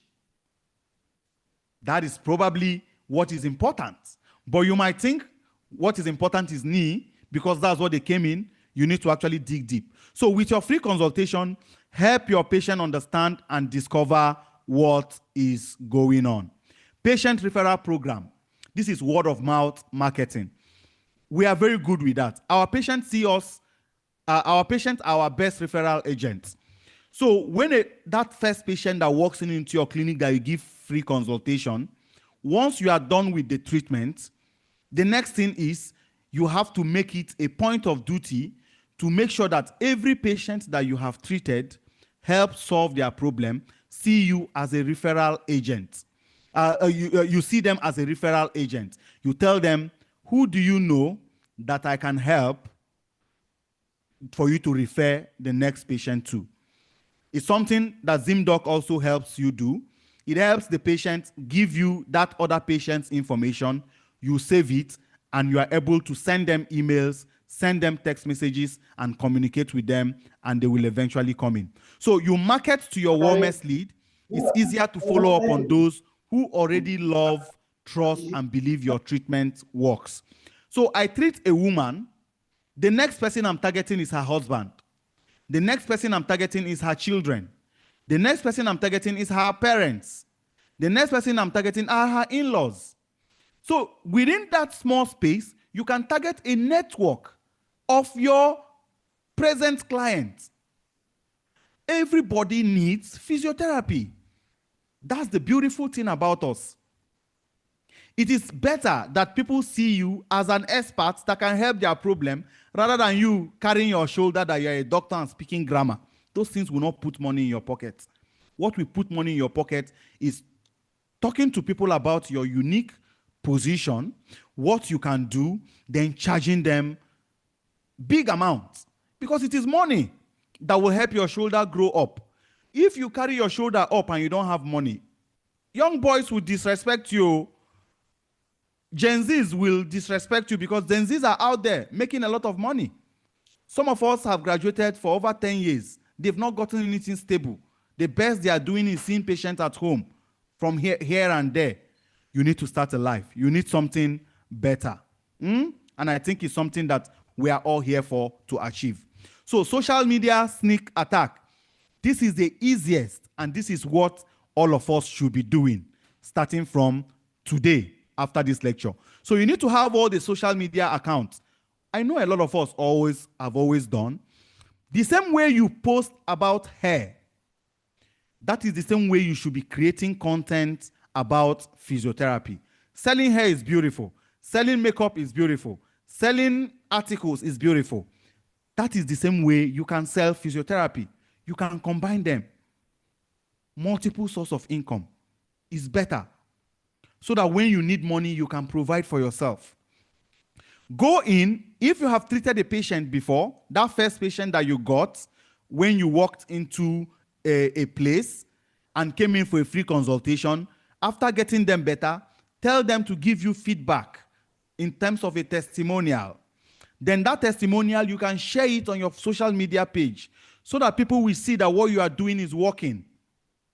Then after doing that, you will see people comment or like. The beautiful thing about the social media space is that when someone likes your post, you can see the person's name and you can also go and chat with the person. That person that likes your post might need your service. I have used these tactics to get more than 500 patients. What are you waiting for? You can do that. Post an educational video of exercise or any other thing. Aproko Doctor is doing that in the medical space already. You can join him. It's free. It's not expensive. Posting is not expensive. You don't have to pay to post. Well, you have to buy data. Well, you have to buy data, actually. And data is becoming more expensive. But patients will pay for it. Your patients will pay for it. So make your patients pay you what you want so that you can have money to solve your problem. Community workshops. I think for those of them that want to make physiotherapy more accessible, community workshops are an essential. Why are they an essential? They are an essential because that is the way you can take out your message about physiotherapy to the community. Set up something simple. Walk into an organization, request to meet the HR. Tell them to organize 5 or 10 people. that you want to talk to them about posture. When I started, I did that a lot. Currently, I will always meet our marketing executives and tell them this will be our priority. Workshops, go to organizations, meet them, talk to them, get them to give you a date so that we come and talk about it. I don't want to say radio programs because some of them may be difficult to get and you may not get the right audience.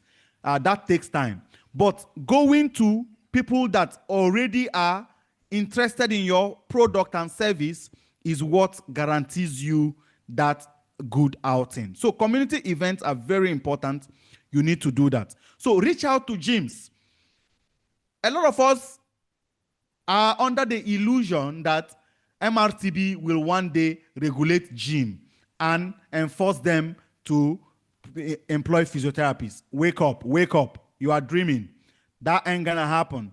It will never happen. It has never happened. It will never happen. Some states might say NSP is regulating gym. Well, because you people have connection. One day, the gym people may also have connection in government and they wouldn't. Let's talk about what is possible. That's why we are here. See gym as your referral agents and partners. I work out in the gym, specifically iFitness.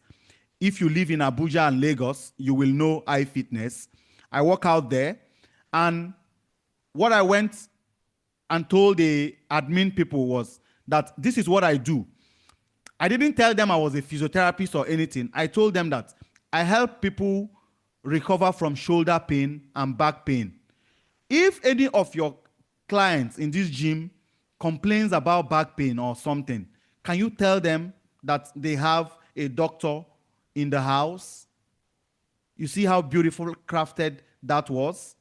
Tell them that they have a physiotherapist in the house. I didn't start with physiotherapist. I gave them my narrative. I positioned their thinking. Then I now told them my qualification. So if I hadn't told them that I was a physiotherapist, they probably would just think I am nothing.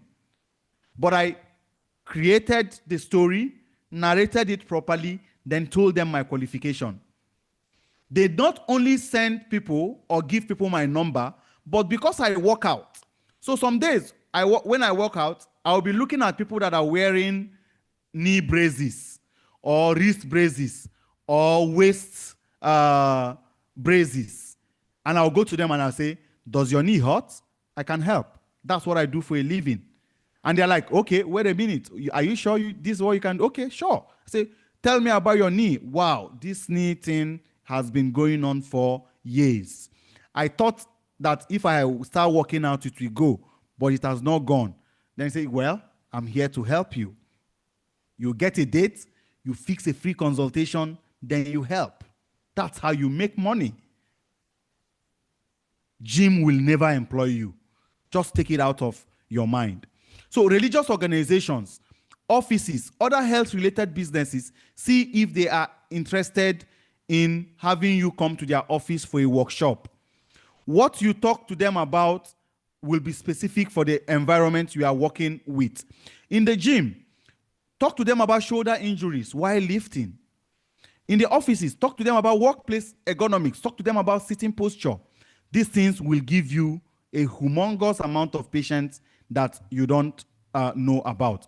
So the number one thing we want to do is to maximize the impact our service will have on our patients. It's our duty to keep our patients in our immediate ecosystem long enough to fix their problem. Make them resilient so it doesn't happen to them again. Treatment should be phased, phase 1, phase 2, phase 3. So one of the ways that you can do is to get them to pay, to maximize their value is to get them to pay ahead. This per session thing doesn't work anymore in 2025. I think it stopped working in 2023 in Amazing Physiotherapy, where people come in and pay per session. No. I'm treating you to help you recover from surgery. My treatment plan for you is 3 months of intensive treatment for back pain. It costs 2.5 million. Tell me how you will pay. How do I pay? Simple. I'm not telling you to pay me 20,000 naira per session. No, you are commoditizing it. It's like you are selling them Neurogesic. When one package finish, they will open another one. That's what selling per session looks like, in my opinion. Well, because I'm talking about this and I'm talking about it from the place of experience, I'm only sharing my story. You might have a different perspective to it. Just do what works. But for us, we don't do per session. Because if I bill you 2.5 million naira to help you for your back pain, and I give you 3 months to recover, if you recover in 1 month, you are paying me that 2.5 million. Complete. Remember, what you are paying for is to recover, not for sessions. So that is where the thought is coming from. You might have what works for you, and maybe you can do something different. Online marketing. Different social media channels with different formats. Let's start with Facebook. Facebook takes long form videos, right? So you can sit down and make a long form video on Facebook.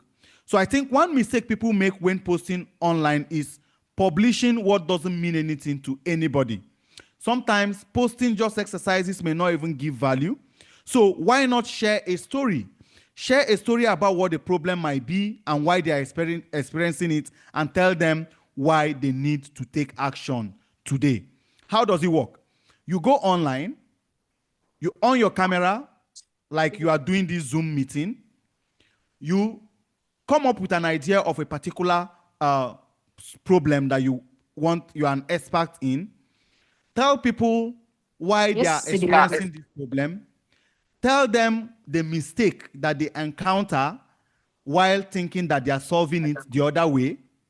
Now tell them that there is a better approach to solving this problem. You have told them a story. Then maybe share a story of somebody that you have helped. Share this story to people. People will come to you for solutions. Don't just do knee exercises and share. No, share stories, share something that works. People will eventually make their way to you to also solve their problem for them. Websites. In 2025 again, you need to have a website. There is no excuse if you want to succeed. I even have personal websites, nnamdieze.com. Just everybody needs to have a website. If you have a business, you need to have a website. Now, write a blog and post on your website. A blog is an article. Some of us say they want to create awareness for physiotherapy. You need to always write a blog, at least once a week. Write something about physiotherapy and post on your website. Google will index it. When people are searching for a problem within that space, it will show. When they read it, maybe you can put your number under. When they read it, they will eventually like it. They will call you to help them solve their problem. So feature other businesses on your blog posts. Make a list of questions, send to them, and post theirs online. These days, you can connect on podcasts. You can have a conversation with them. You can connect people on podcasts. You can create your own podcast. Amazing Physiotherapy has their own podcast. If you go to Amazing Physiotherapy on YouTube, you will see 2 people facing a mic, talking to the mic, answering questions. It's a podcast. You can come up with that. Instead of binging watching other people's content and laughing that you will not get anything from, why not start your own? About 50% of our patients find us online. Just searching on Google. Your website, your personal profile, your blog post should be showing up on Google search. Social media. What you are going to do is to create one piece of original content. For example, you might talk about something on video, get the audio, post it as podcast, transcribe it, post it as your blog. If people don't want to watch your video, they will read your article. If they don't want to read your article, they will listen to your audio. It's called multi-repurposing. You need to do that, and you need to make sure that people are hearing what you're doing. Lead generation. This is super. What we do with lead generation is we just put together a list of questions or problems that people want solved. You know, this kind of a thing whereby people will say, do you have back pain? Do I need MRI? Do I need doctor's referral? Just a list of frequently asked questions. Put it on a PDF, put pictures, make it look good, export it as PDF. Go on Canva, design a book cover. Write the name of the book, make it an ebook. Post it on your page and tell people that you have written a book.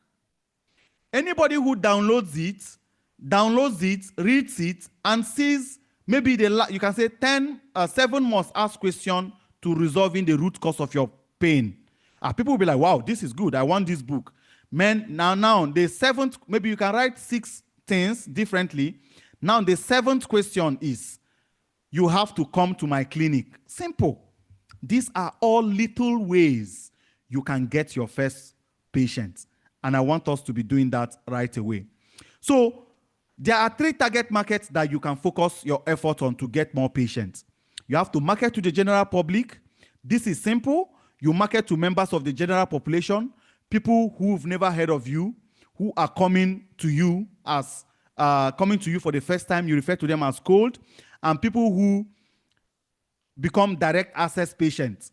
So this can be a very powerful strategy. So the strategy you can use will be workshops to get more direct access patients.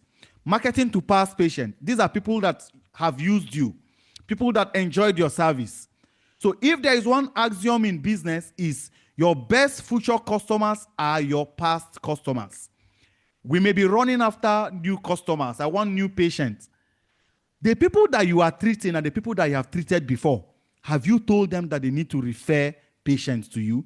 Have you also reached out to them to see if they can come back to become your patient? In Amazing Physiotherapy, in a year, we might just have, let's say, 20 new patients. 100 old patients coming back for their treatments. That's how we work. Next year, it adds up. People are going to continue to come and patronize you for life if you offer them the right and the best service. Marketing to doctors. Well, we are in the same healthcare space. I refer to them as other healthcare professionals. Nothing really specific about them, nothing too special about them. Nurses send me patients. Doctors don't even send me patients. Pharmacists send me patients. Doctors don't send. So marketing to physicians is what we really don't do, but is something that can also be very valuable for a lot of us. What I have found out is you don't just walk into a hospital and tell a doctor to send you patients. You must have some level of personal relationship with the doctor for the doctor to send you patients. So see how you can build that relationship, see how you can make that work.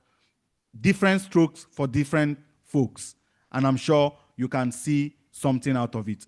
So the entrepreneur mindset, investing, you need to invest. What I'm teaching you people is what I learned cumulatively for over 14 years. Now ask yourself, you pay 3.5. You pay 3.5 to learn from somebody that has built a business since 2017. In 2027, we make it 10 years that we are doing business. So I have aggregated 8 years of experience, and I'm teaching it to you today. Is 3.5 a good amount to pay? Type in the chat. Tell me, is 3.5 what I'm teaching you today?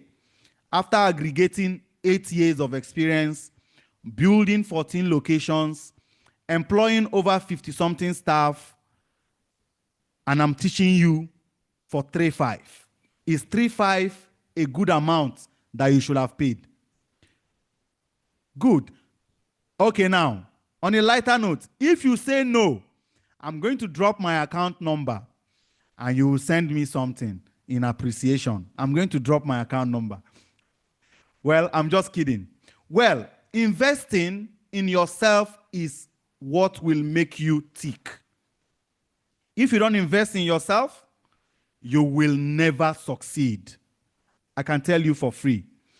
Expenses are things that are expensive. Investments are things that will make you better and will give you greater value in return. For example, invest in stock markets, invest in real estate, invest in yourself. Read self-help books, learn more about businesses, not just how to treat patients. Create systems. System is anything that is repeatable, like we've talked about. Have a process, have a system, have a procedure, have a guideline. Your system runs your business. The people you hire run your system. That is very important. Like I said again, I use ZimDocEMR.com for my documentation and exercise recommendation, and it also helps us earn more money even when patients are not coming into our clinic. So who needs ZimDocEMR? Somebody who does not even have a patient or a clinic needs ZimDocEMR, because there are a whole lot of things that you can do with it. Now, the money mindset. Money mindset is important and it's difficult for one because sometimes people have money conversations differently. When I told my mom that I'm going to be spending $1,000 to learn how to run my business, she thought that was too much. That's my mom, but today she understands that the $1,000 that I spent to learn how to become a better business owner has really paid off. Most people are here because of CPD, and some people think it's just too expensive to even pay the 3.5. Unfortunately, this is part of what I learned paying $1,000. $1,000 is how much? 1.4,475,000 today. Just for one course. So imagine how many courses I must have done to have this level of experience, and you are paying 3.5. Please, if this 3.5 thing paying you, send me a message on my WhatsApp, ask me for my account number, and see if I will play. So value, hiring. Hiring is very important. I tell people that from day one, I didn't want to continue to treat patients forever. I told people, yes, I want to treat patients for 6 months. The reason is, now that I'm not actively treating patients, if anything is going wrong in any of my branches, I can easily know.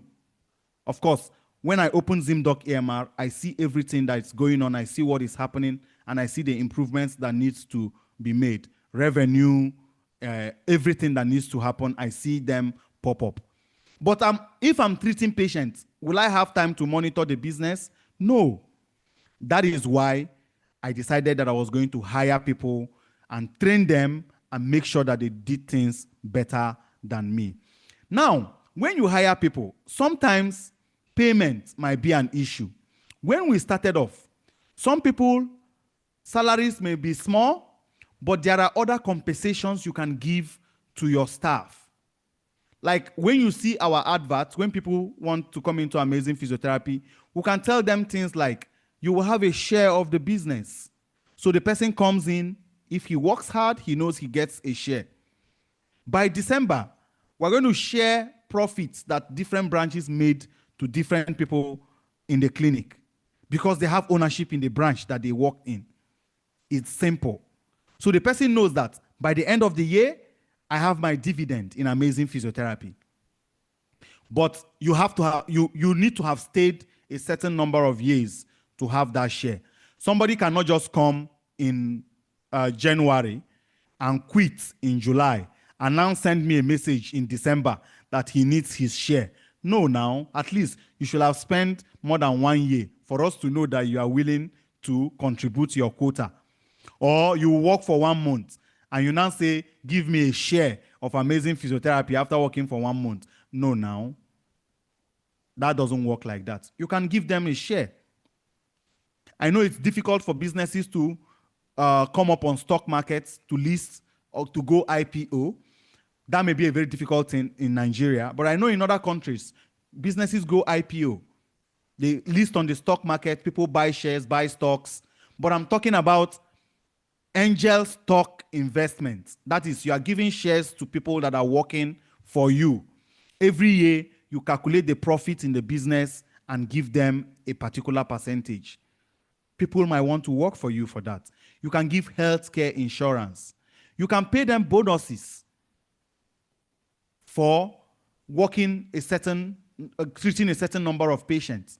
Like in my clinic, if you treat 8 patients in a day, you earn a certain amount.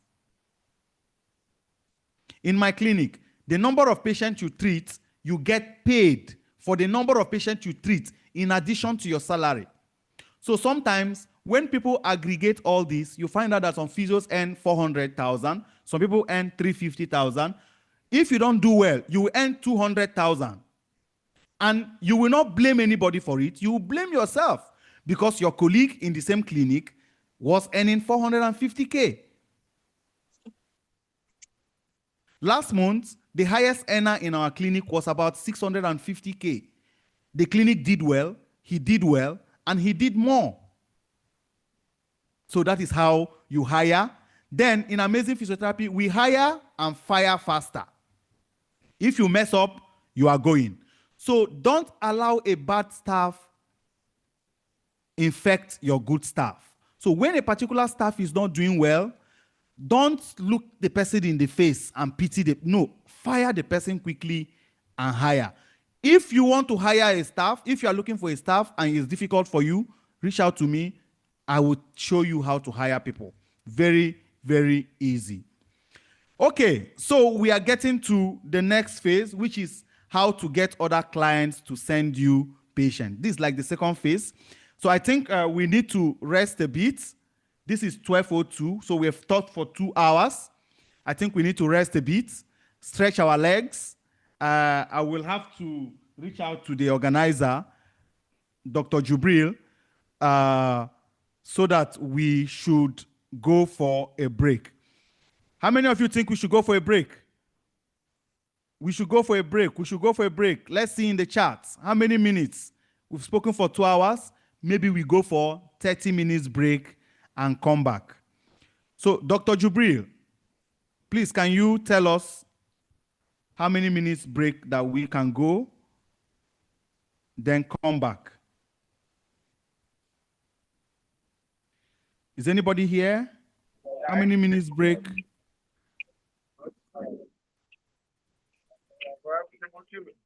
Let's go. I think I need to let's go for a break now. Let's go for a break now.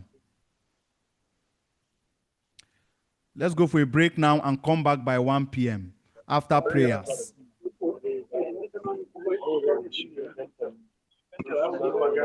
When is prayers? When is prayers? Can the Muslims in the house tell me when is prayers? Sorry, I think we should go by 1 and come back 2. I think it's better. Hello, Dr. Namdi.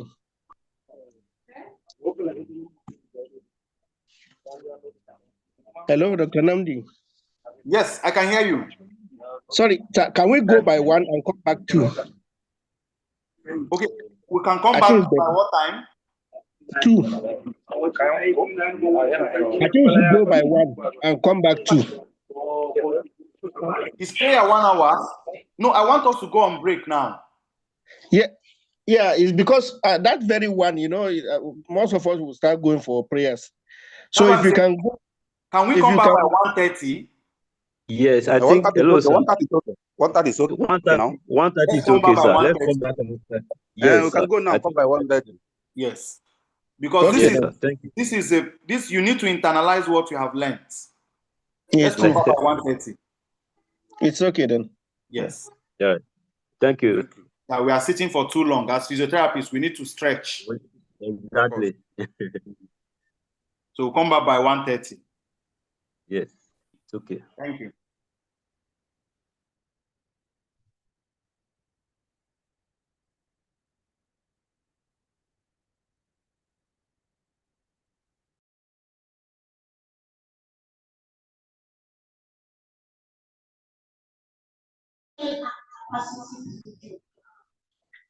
You are taught what to gain the capacity to stand and to stand out anything that comes around you, whether or without it getting beneficial to you or not.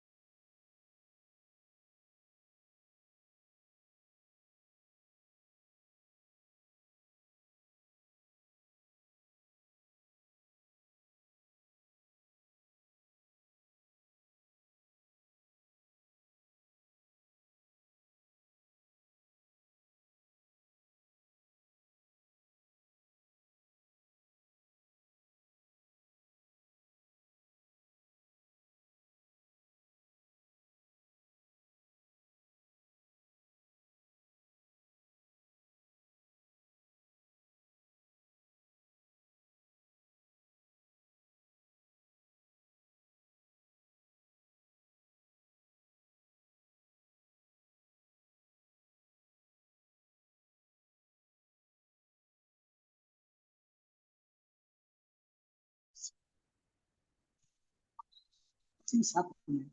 Things happen.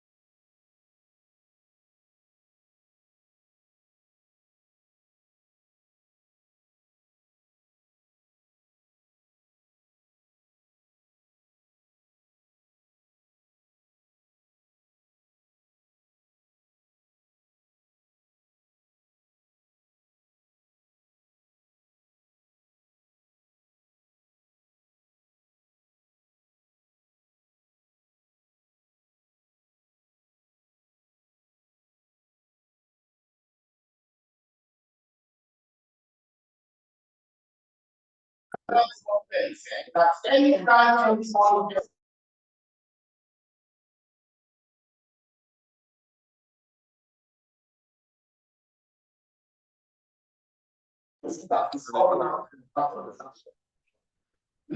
Listen,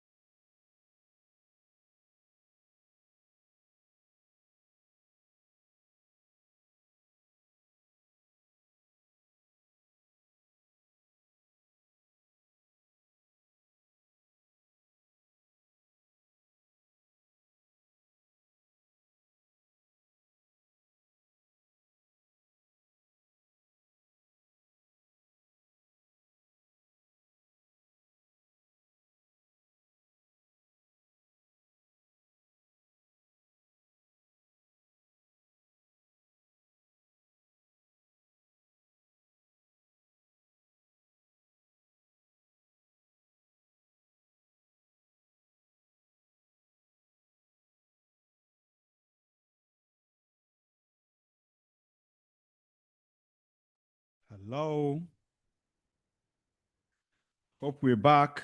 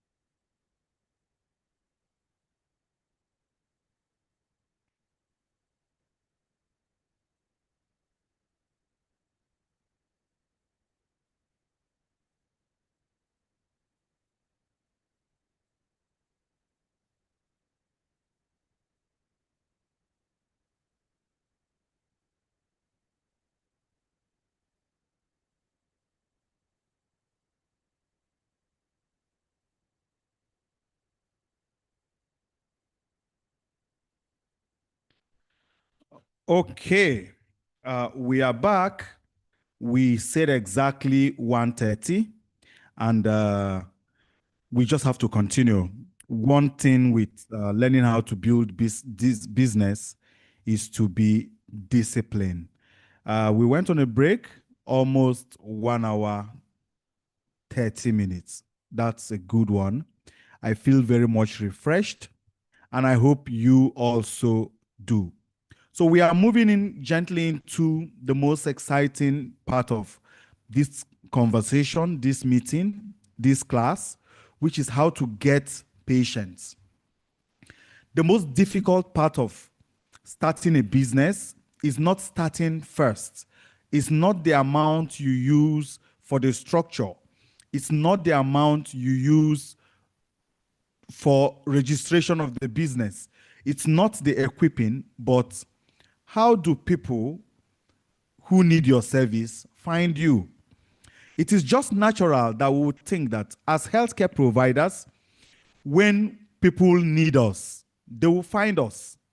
But unfortunately for us, that doesn't work because there is a whole lot of competition going out there. You have competition from religious people. You have competition from Baba Gbogbo Nishe, left, right, and center. You have competitions from acupuncturists. You have competition from quacks. You have competition from pastors, from imams, different people solving the problems that we do. So now, are they really solving it? We don't know. But bear in mind that people are going there. Why are people going there? Maybe they don't have any other alternative than to go there. Assuming that we all decide that at the end of this lecture, we will make ourselves available for these people to patronize. I don't think marketing, creating awareness or advertisement is going to be an issue anymore. We understand that there are some levels of advertisements that healthcare services don't do. But people come up with that statement all the time. But nobody has been able to define the kind of advertisement that we should do because everything goes out there.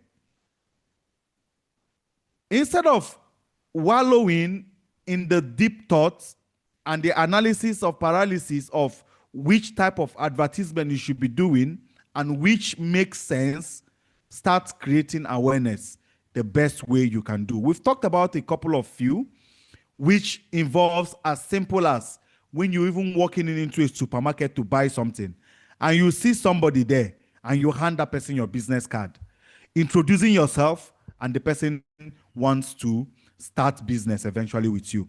So how do you get other clients to send clients to you? Zoom this out a bit.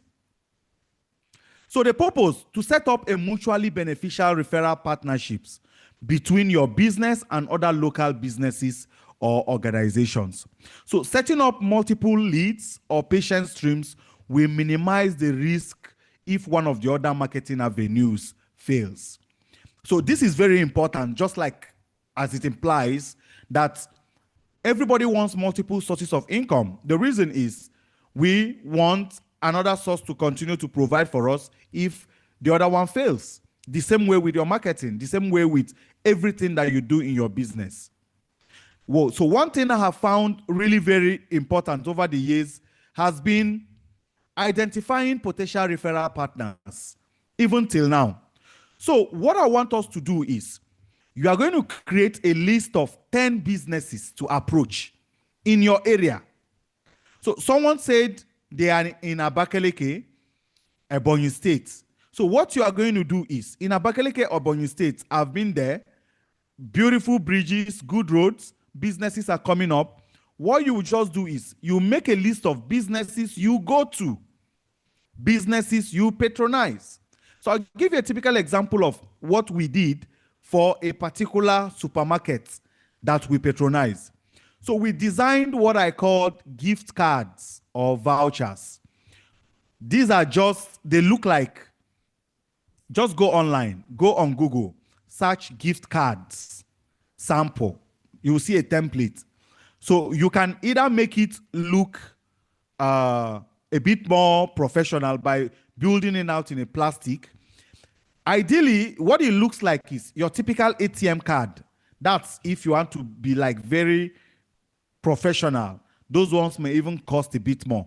You design something like that, write what you want to do. You could say 50% off on it. You could say 20% off. You could say 10% off. Now, go to the supermarket that you always patronize. Tell them that you have a business and you are offering so and so services. When you drop those cards, you could say you are treating back pain. Just say maybe it has to be specific.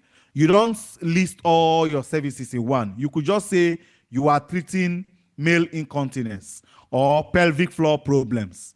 Just write it in the way people will understand. Then some businesses may ask you to pay for a space on the shelf. Most may not ask you, so depending on your area. If you don't pay for a space on the shelf, you could drop it somewhere very conspicuous. They can give you a space. They can allocate a space for you. When you drop it, people who come into the place will buy the card at a cheaper rate from the supermarket. Then they will bring the card to you. When they bring the card to you, you know that, okay, this person has purchased this card from this supermarket. Then maybe you and the supermarket can agree on a sharing formula. So it's as simple as, let's say you have a gift card and the cost of that card is 10,000 naira. You create it like a business card or like an ATM card, whichever way. You take it just like somebody will be shopping for biscuits, bread, yogurt, apple in the supermarket shelf. They will also shop for your gift card on the supermarket shelf. Supermarkets have specific areas that have gift cards.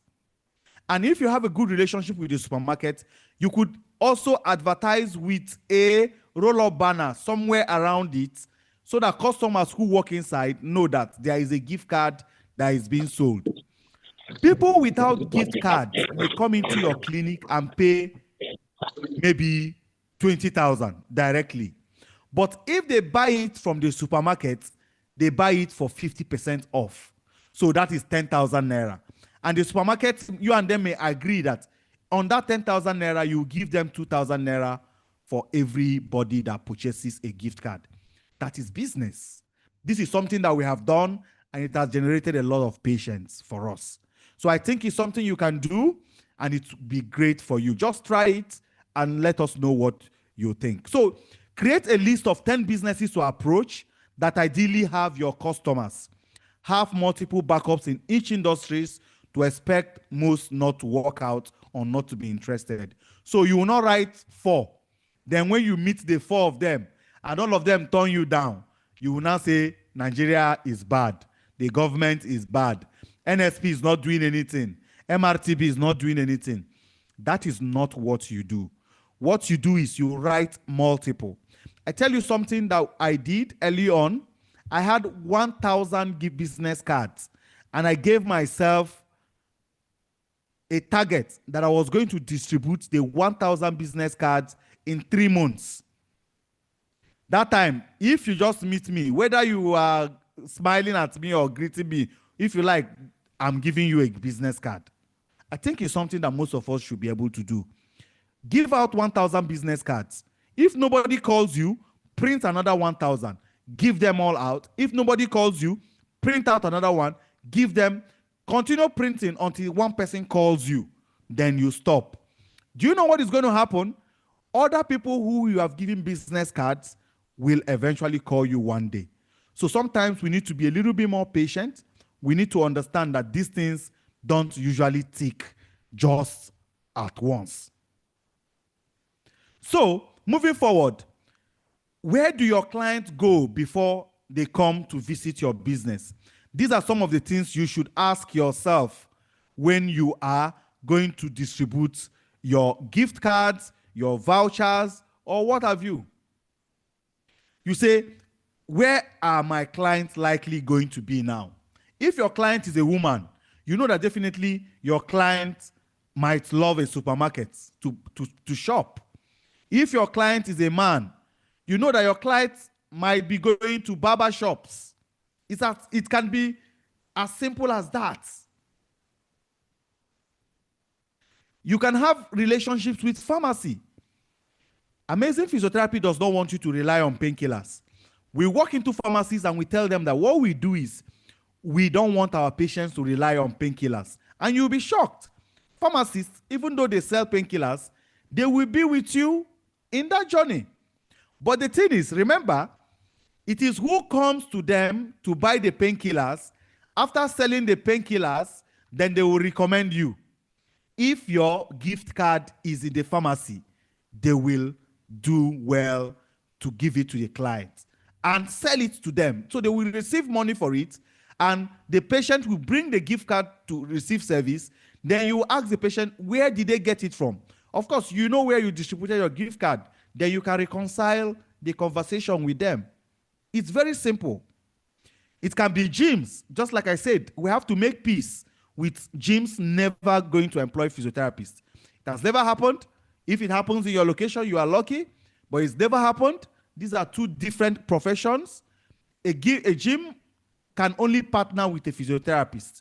So the only thing you could also do apart from the referral arrangement is you go to the gym, negotiate an office space with them.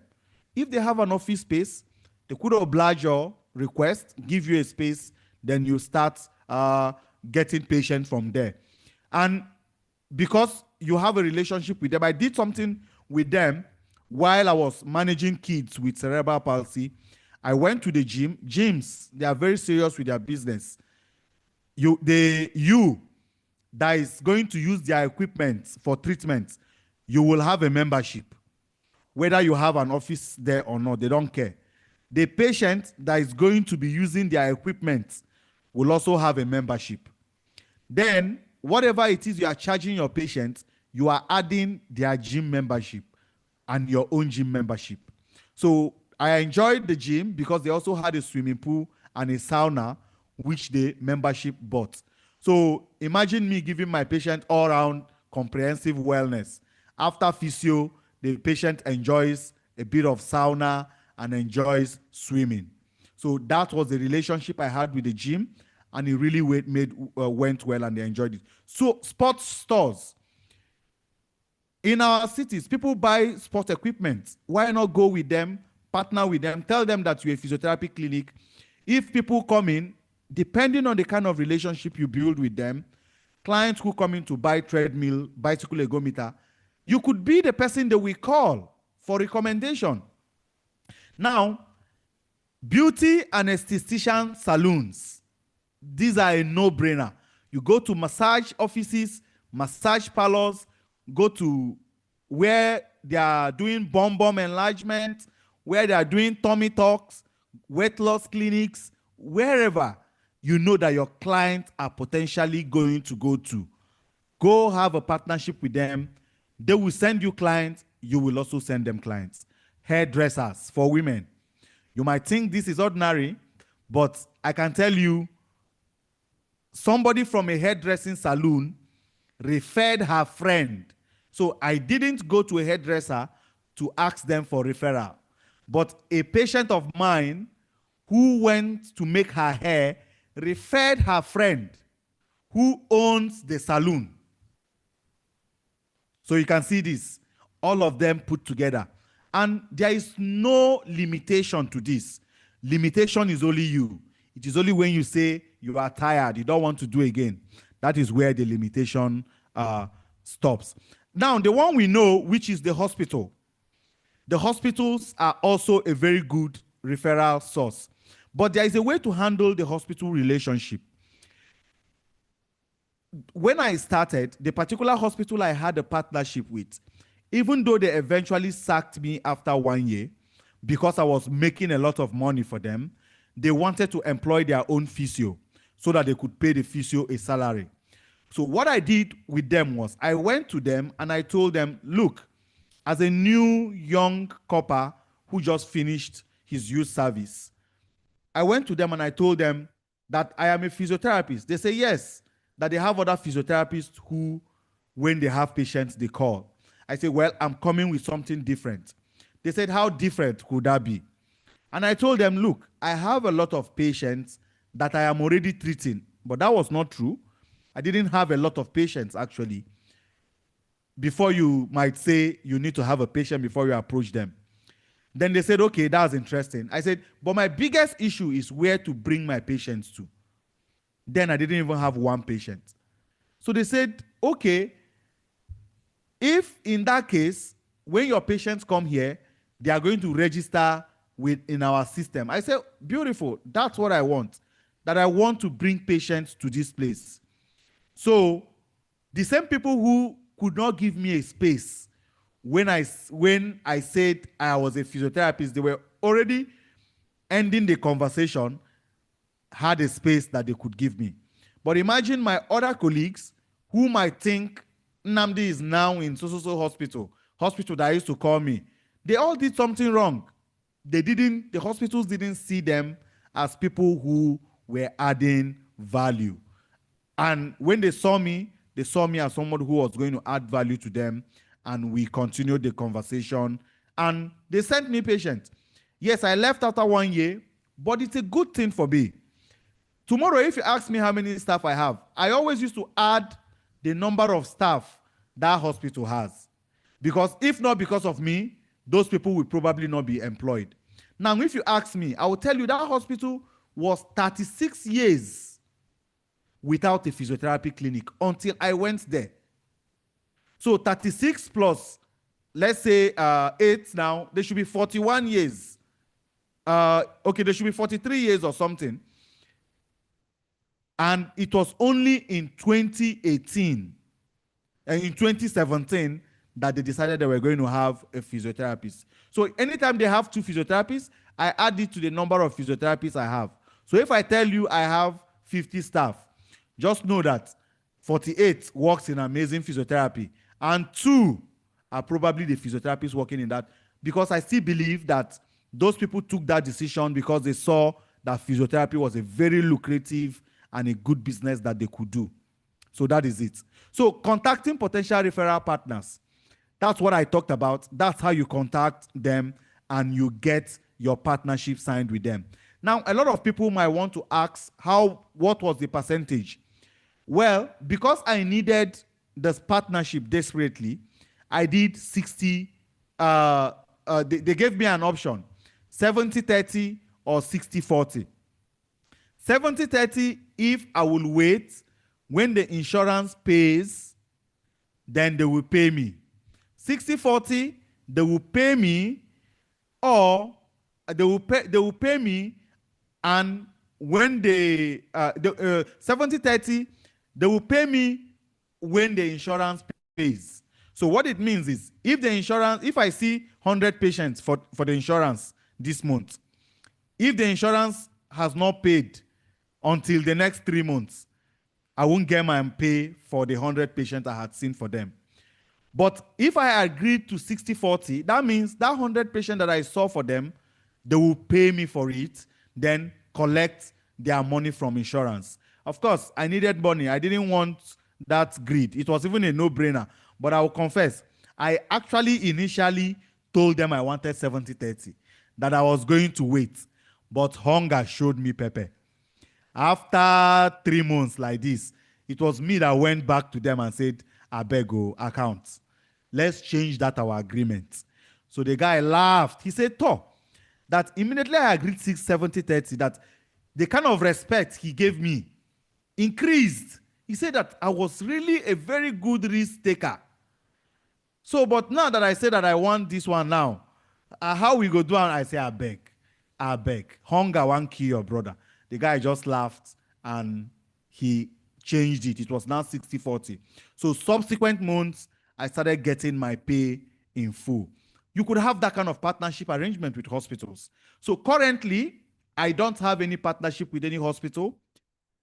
After this person sacked us, we had a recent partnership in Lagos. But people eyed on the big. It didn't take 1 year. Those people too started seeing that these people are making a lot of money.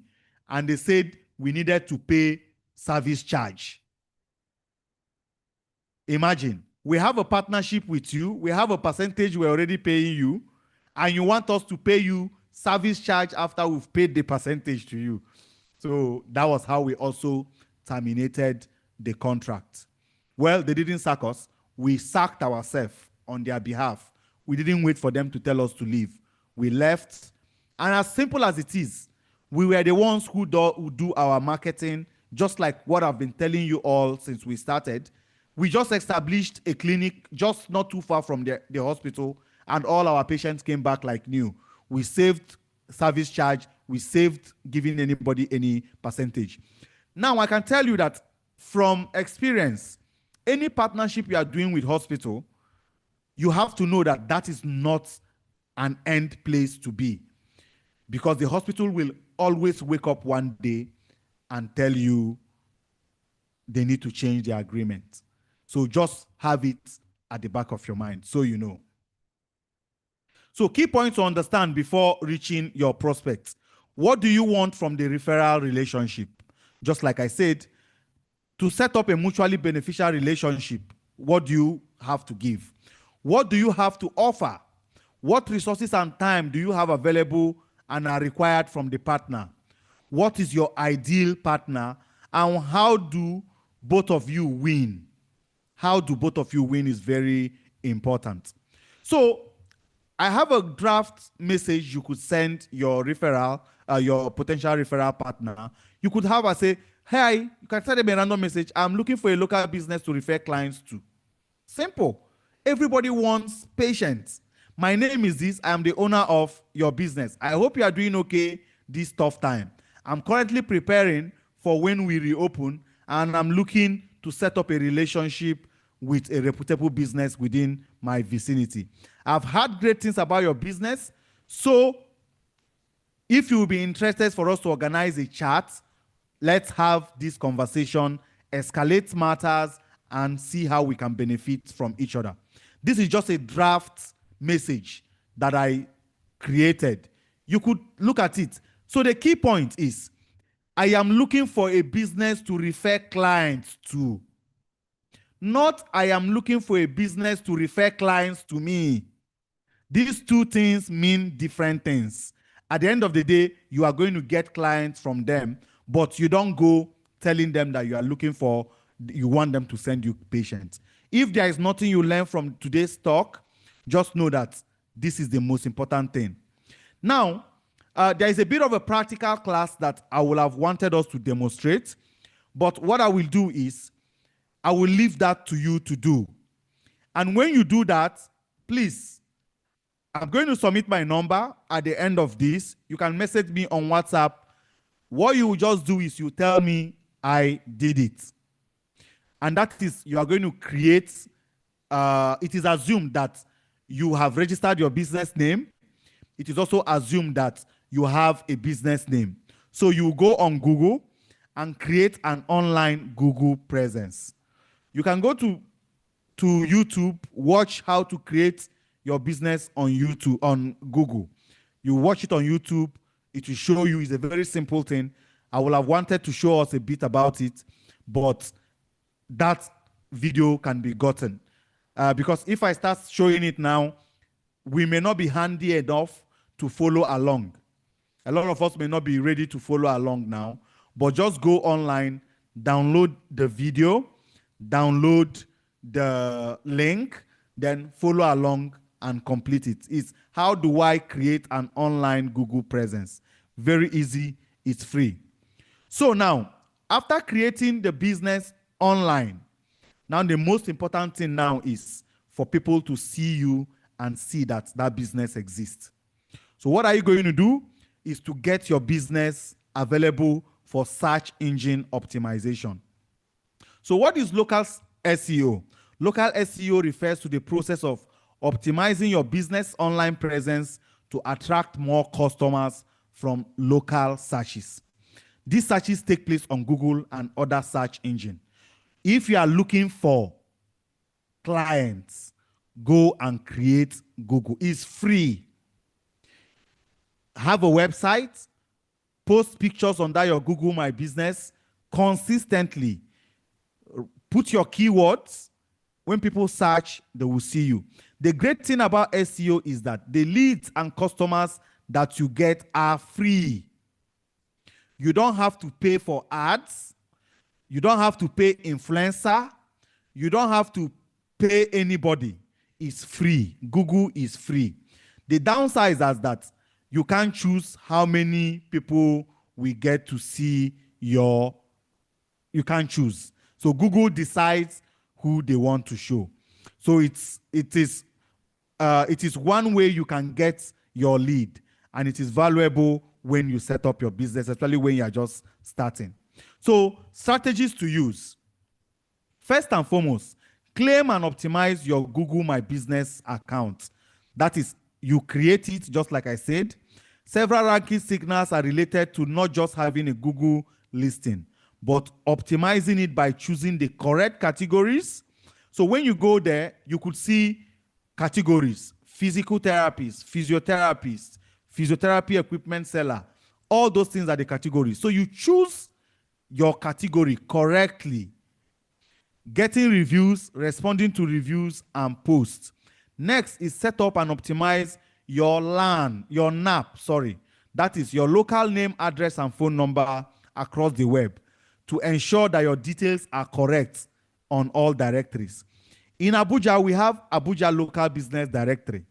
All you need to do is go online, search for it, open one, write your name, email, and phone number and address. Not on Abuja directory.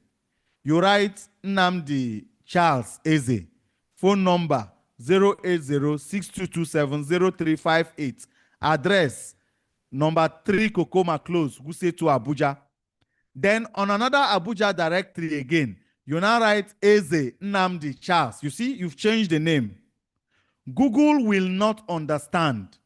You have to make sure that whatever it is you are writing is consistent across all platforms.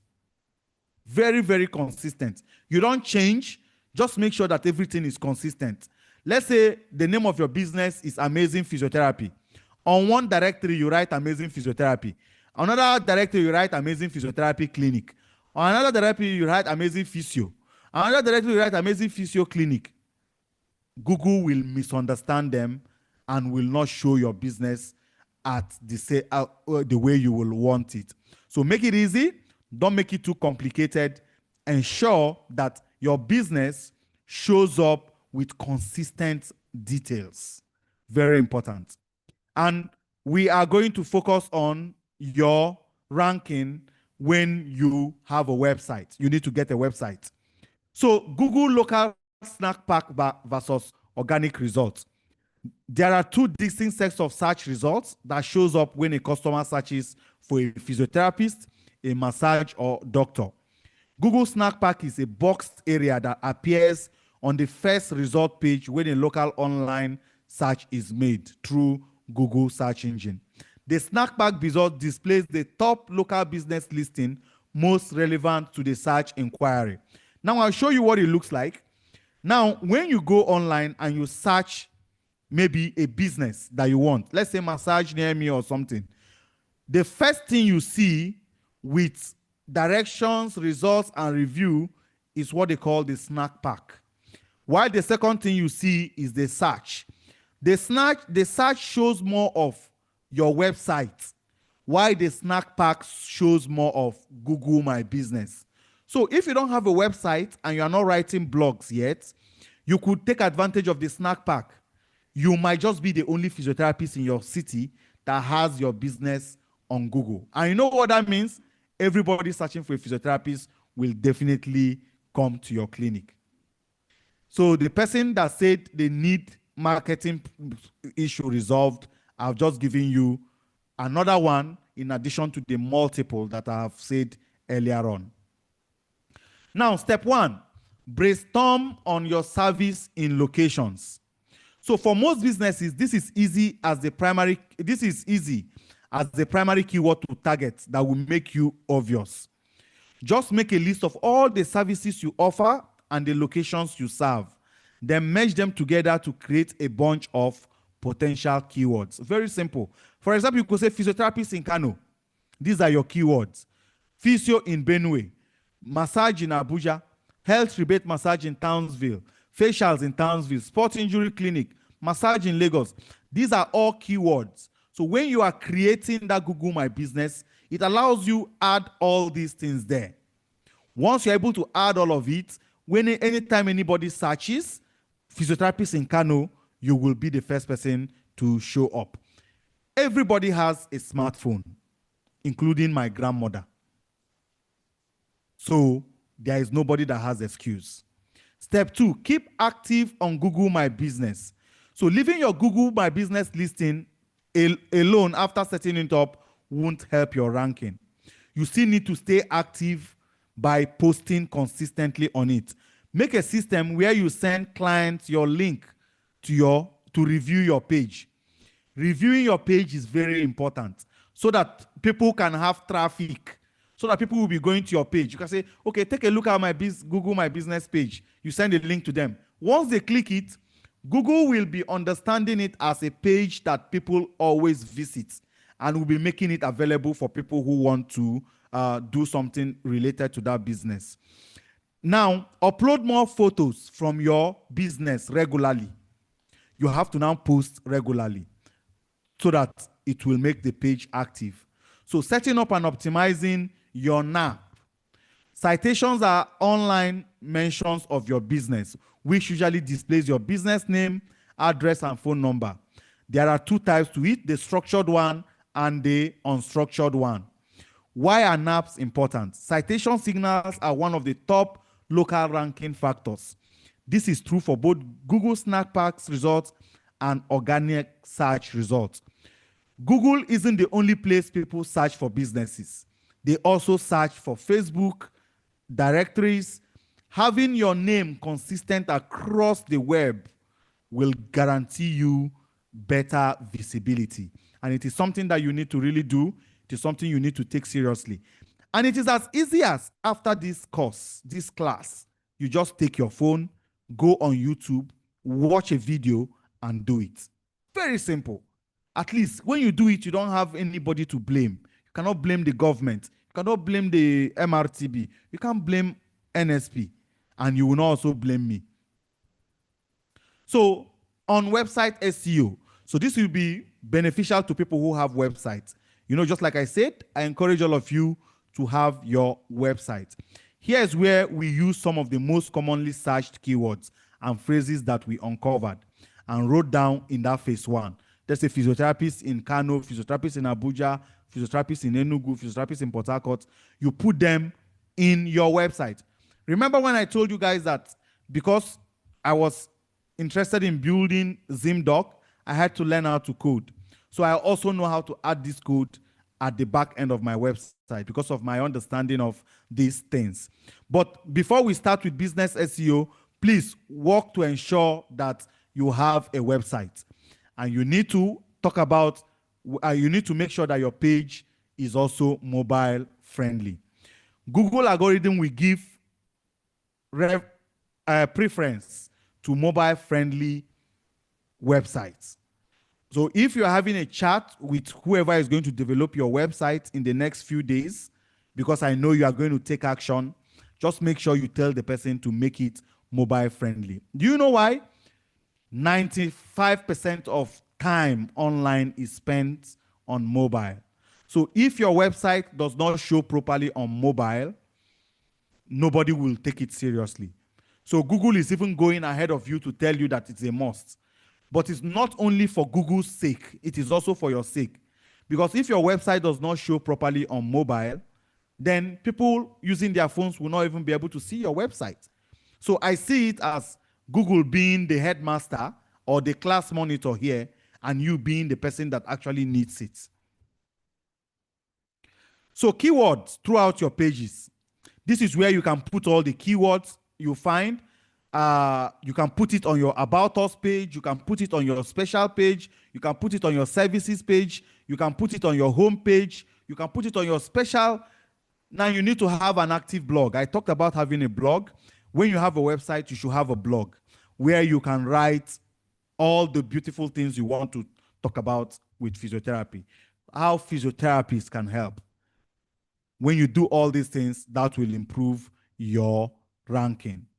Now, after creating your business, this is what it looks like. So people can easily find, you can see this one, Refresh Salon and Spa. It has a direction. Google will help you with that. It has a call and it has a share. It has photos, it has about, and it has address. So when you set this thing up, everybody in the whole world, in the US, in the UK, anybody, anywhere searching your business will see it. There is nobody that will refer patient to you more than Google will do. So take this very seriously. Now, are you clinically up to date? You need to be clinically up to date. I tell you something real quick, a story. A few years back, while we were going for some of these our stakeholders' engagements, we were talking about how great physiotherapy was, how we can help, because we wanted, we're talking to ministry and minister. Then one serious stakeholder in Ministry of Health stood up and said that person was an engineer and also an astute researcher. So he said to the NSP president at that time, he said, physiotherapy is great. We have listened to all that you are saying, but we know that when you quote statistics from US, they have their data. They have all these things updated. When you quote statistics from Europe, they have their data. They have some of all these things updated. But you cannot be in Nigeria and be quoting the statistics in UK or US. Give us Nigeria statistics of what physiotherapy can do and how it has been useful within the healthcare space to be easy to understand you.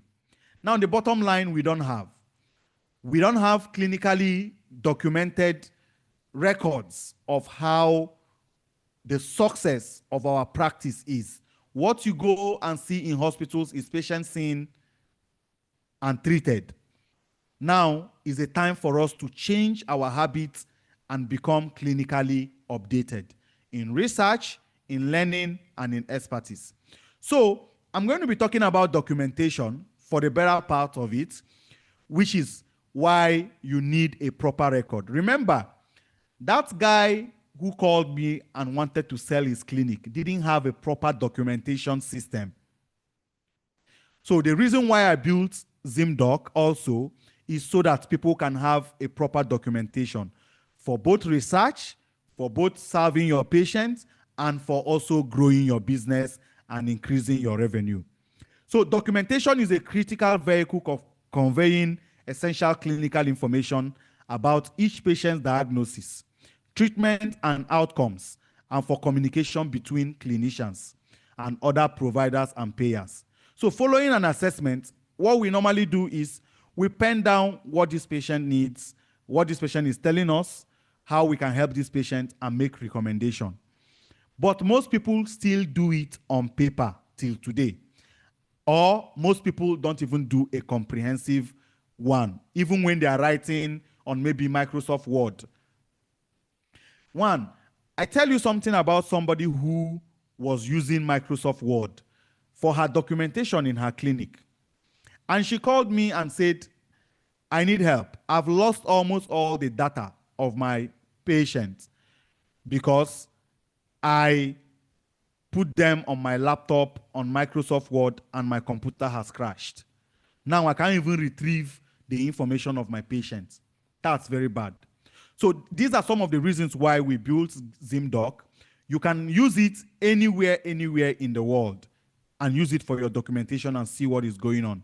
So when I travel abroad or when I go for some of those my tourism across, when I travel, basically, I see what I monitor and I partake in whatever is going on in our clinic. I see the number of patients that are coming in today. I see the people that have been treated. I see the people that are in the waiting list. I see how much has been made, and I'm able to give my own contribution and advice, data-related advice. And now, I have a database of research tool if I want to do my research. In June, there will be a World Physiotherapy Congress happening in Rwanda. I submitted an abstract, and my abstract was accepted. Guess where I got my data for the research from? From Amazing Physiotherapy. Looking at the data that I have, the number of patients I had to quickly put up a research with evidence that I'm going to present in Rwanda in June. Please try and make sure you come, because I'm inviting you to the business club. Business owners are happy people. You have time to travel around the world if you set up your business properly. But if you cannot leave your business and travel, that means you are a staff in your business. You are not a business owner. You don't have a business. You are just a staff working in your business. So we created ZimDoc to help you become more profitable, build a scalable business that can guarantee your expansion and success. Now, the documentation is electronic.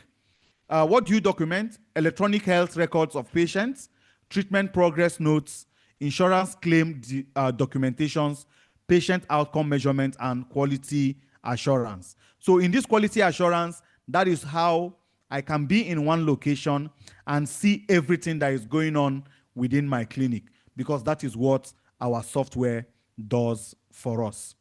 Payers are also watching. Now we have this insurance company that signed up with us recently, and all of a sudden they came up with that we are owing them 4 million. And we said, how can we be owing you 4 million? They said that there were some patients that came in and they didn't receive treatment. So we are going to pay them back the money that they paid us for those patients. And we quickly said, no, we have our record. We have everything in place. We have our electronic system. And the person said, are you sure? You said you have what? We said, we have a software. The person said, wow, okay. Other physiotherapy clinics don't have. They basically use paper and pen. I said, well, you are in Amazing. Amazing is different. That was how we invited them for audit. We had a conversation with them.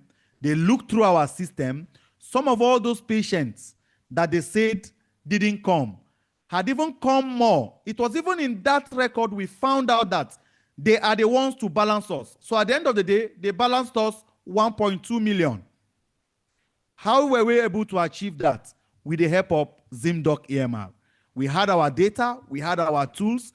So imagine if we were using paper. And you know what happens with paper? The documentations are not always complete. And it was for a period. They came with this for a period of like 4 years. It was like a period of 4 years that they said we were going to pay them. And in 4 years, most clinics will have misplaced some paper. And these days, what landlords are doing, they can come and give you quick notice. And you may be moving to another location and you forget some vital tools. So you have to stop using paper. If there is anything you are going to learn from what I'm saying today, it mustn't be ZimDoc. There are lots of tools that you can use, but just make sure you are not documenting on paper. So documentation should proactively answer questions that payers ask about services, such as, is the service medically necessary? Is it requiring knowledge and skills of physiotherapists? Are the goals and the treatment functionally relevant? So understand the importance of accurate documentation in electronic record and comprehend how clinical documents affect reimbursement. Realize that you are responsible for the data you enter into electronic health record, and organizations' responsibility to ensure that the data has integrity through though auditing users' access and activity. So this is what ZimDoc EMR looks like. This is just a page, a snapshot that I got. I sent this is a snapshot of all the exercise section. There are over 7,500 exercises. Now I tell you how we make extra money with this exercise page on ZimDoc EMR. And I tell you how a typical young physio who does not even have patients or who is just starting can make money. Now I'll use a particular patient, Mrs. Maureen. So when she came in for her treatment in our clinic, we told her to pay a certain amount. Let's say 100,000 for 12 visits. When she finished her 12 visits, she paid 100,000. Now we told her that she needed to do another more like cycle of treatment for another 100,000. But we're going to be sending her exercises together with to make her recovery faster. So she said, she doesn't have 100,000 again. And we now said, okay, we have an option for an alternative for you. We are going to be sending you weekly exercises and monitoring that you do those exercises. And you don't have to come to the clinic regularly as you do, with a subscription of 20,000 naira every month. So now she pays 20,000 naira. It's on auto debit. It debits her every month while we send her, we just recycle exercises. So we come here, we just search the exercise area that she needs, we send it to her. Once a month, we go online, we do an online call with her where it's hurting you, because it was typically a long-term case. We knew she was not going to keep up with coming every day. She had like a very serious issue, and we wanted her compliance with the exercises.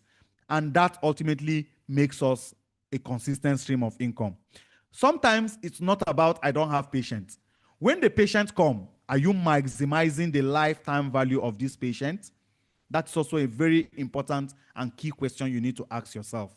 So with ZimDoc EMR, we're able to achieve that extra revenue from patients, even when they are not coming to the clinic. So marketing to clients, your referral network, partner with hospitals and clinics, build relationship with doctors, network with other healthcare providers. Digital marketing, professional website with booking system, Google My Business listing. Like I said, you need to have a very good social media presence, and you need to have patient testimonials and case studies. What are your growth strategies? You have expansion options. You hire additional physiotherapists so that you will focus on growing your business. You can add specialized services. Like I said, start with a particular service, then let people know you for that, charge more for that service, then add another service. You keep adding those services and you grow. You can partner with nursing homes. You can develop corporate wellness program. Now, technology integration, you can have your technology integration and you can use different software tools available. Now, conclusion, almost done. Action trumps perfection 100% of the time. If you make a decision that turns out to be wrong, you just fix it. You go back and adjust. When people get into a place where they can't make a decision and get caught up in analysis of paralysis, they fail to move forward. They don't grow. They don't succeed. Thank you very much. This is the end of my presentation. I hope I've been able to answer some of your critical questions. It's time for the question and answer. and I hope to do justice to them. Inshallah.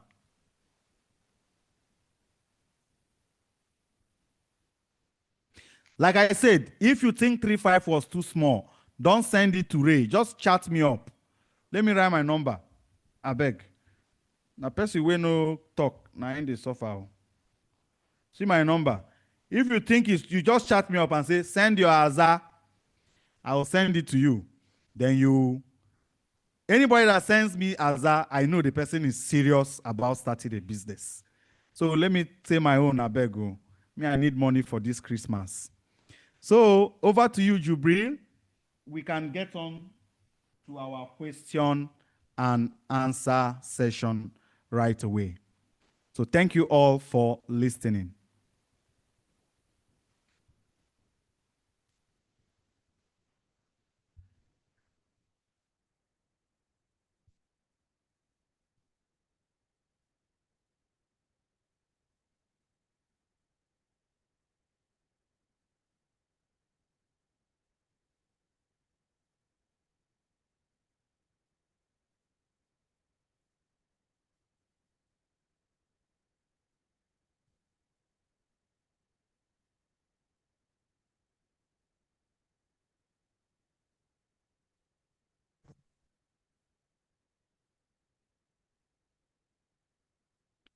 So questions.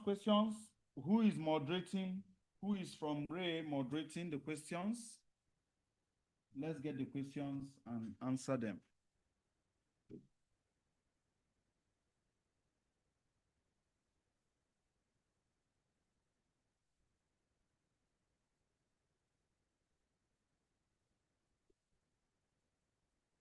Questions and answer time.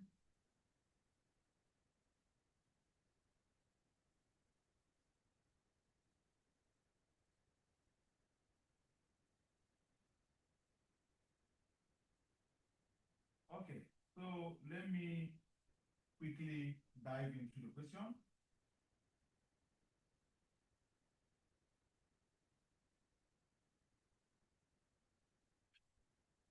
The first question, which is the most important question, is your phone number is not complete.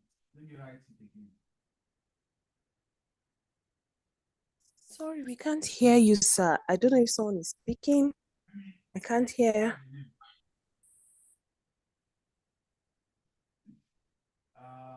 We can connect on social media, like I said.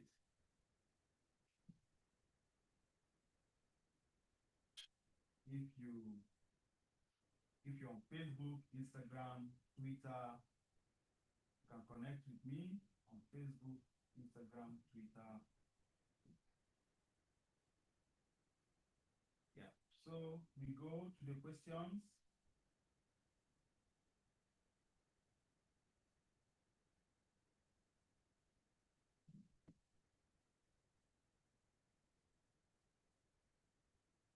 Okay, so a critical question here, sir. Do you give clients who don't complete their treatment a refund? Good question. Remember when we talked about not charging per session? Remember when I talked about it? And now, if a patient comes into your clinic and the patient pays you 100,000 naira for you to treat their knee pain, and and you have to treat that knee pain for 12 sessions, and you say, for your knee pain to go, it is 100,000. For example, I'm not saying that's the price. And after 3 sessions, the patient's knee goes. Will you refund the 70,000 to them for the 10 sessions they are going to do? No, you can't. Your payment was 100,000 for me to treat your knee. It's just like when you go to pharmacy, you have headache. You go to a pharmacy and you say you need a card of paracetamol. They give you a card of paracetamol. Me and you know that even when you just sleep and wake up, that tension headache might go.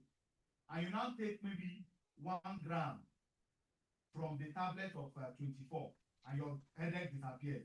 Are you going to take that tablet back to the Time to normal make it loud. No way. No way. That's not gonna happen. That's not gonna happen. So happen.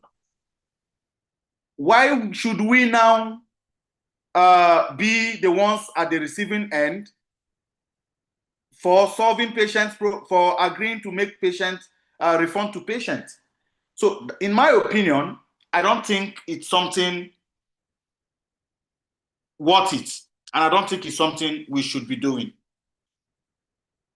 So we just go to the next question.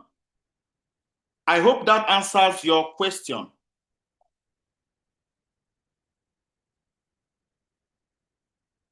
Sorry, can I speak further, sir? Go ahead and speak. Okay, thank you, sir. Yes, that kind of answered part of my question, but the issue we have here is people around my area are used to having sessions per visit, and they're like, Yes. how do you charge per visit? So you give them the charge, okay, say 10 sessions, 100,000. Now, how do you run long-term cases like stroke? You know, stroke, you can't really give a timeline. You say, I see you for 3 months for 100,000. After that 3 months, what happens? How do they renew payments? Because you know, stroke is long term. Yeah. Okay. So two questions Yes. here. In my Yes. area, So, people are yes. used to counting visits per session. How do I Okay. scale that? Secondly, if I want to go by what you taught us this afternoon, how do we build long-term patients? Beautiful. In my area, is not a phenomenon that exists in business. You know why? People in your area will still leave your area and go somewhere else and play by the rules of the game in that location. So when you say in my area, your area should not determine your guideline and how you intend to run your business.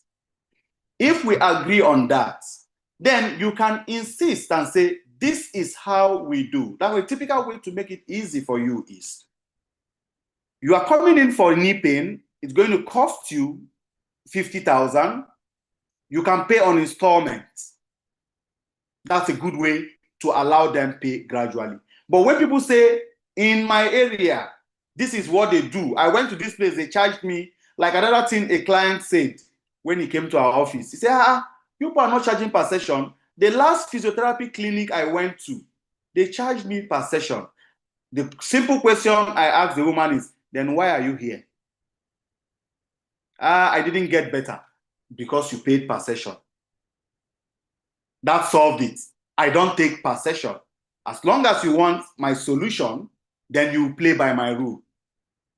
Let's assume that that is answered. Now, long-term cases, very important. You need to have treatment packages for it. Your communication, that's why the first treatment we professionals offer our patients, it's usually education. You educate them and tell them this is going to take a bit of time. One thing I tell my patients, especially the ones who come into our stroke clinic, because we also have an inpatient rehab facility, is that what are the goals you want to achieve? We're going to achieve some of your goals gradually based on research and evidence. I'll tell them, if you come in within the first 6 months of your treatment, I can guarantee you that we can at least help you be able to stand and walk. But if you are coming to me with stroke after 2 years at home and you're expecting for me to make your hand walk, I'll tell you that you can't walk. Now I'll tell you we have packages for these treatments. Then you tell them these are your package, then maybe you make it easy for them and tell them this is how you pay. You can't treat everybody and everybody will not be with you forever. Also, one of the reasons why we built this, we use ZimDoc is they allow us prescribe exercises to patients who cannot continue to come, especially long-term cases. They watch the video, they play it several times, they demonstrate, they do exactly what it is. it is coming from their doctor. Their physio referred it to them, and they still pay for it because there is a subscription attached to it. So that is how we've been able to handle long-term cases. Have I answered your question? Yes, please. Thank you, sir. Yes, please. Okay, Thank you. Thank you. So let's move on to the next one. How do you properly deal with time wasters, especially family and friends? Is prayer? You use prayer? No, I'm joking. They are the easiest. Family and friends are the easiest. You know why I say they are the easiest? Because you have to help your family. They are not time wasters. Then your friends, you refer them to your colleague because they will not agree to pay you. When you refer them to your colleague, that's another very beautiful thing. In fact, I never thought physiotherapists would send me patients until I started Amazing Physiotherapy. Physiotherapists call me and tell me, I'm sending patients to your clinic. I don't ask them actually, but I say in my mind, if it's me, I won't send, though. I will just treat this patient. Why is this patient sending? Then when I now even chat with the person is not even busy. But the person just says, okay, I just feel you can do better with this patient. That's why I'm sending it to you. And a big shout out to anybody that has sent patient to me. I really appreciate. I love you so much. It's a good thing we should be doing in our profession. If you think a particular person understands a concept better than you do, allow the person to do it. Now, I'll tell you people something. In this meeting that we are in, I have senior colleagues, I have junior colleagues, I have mates.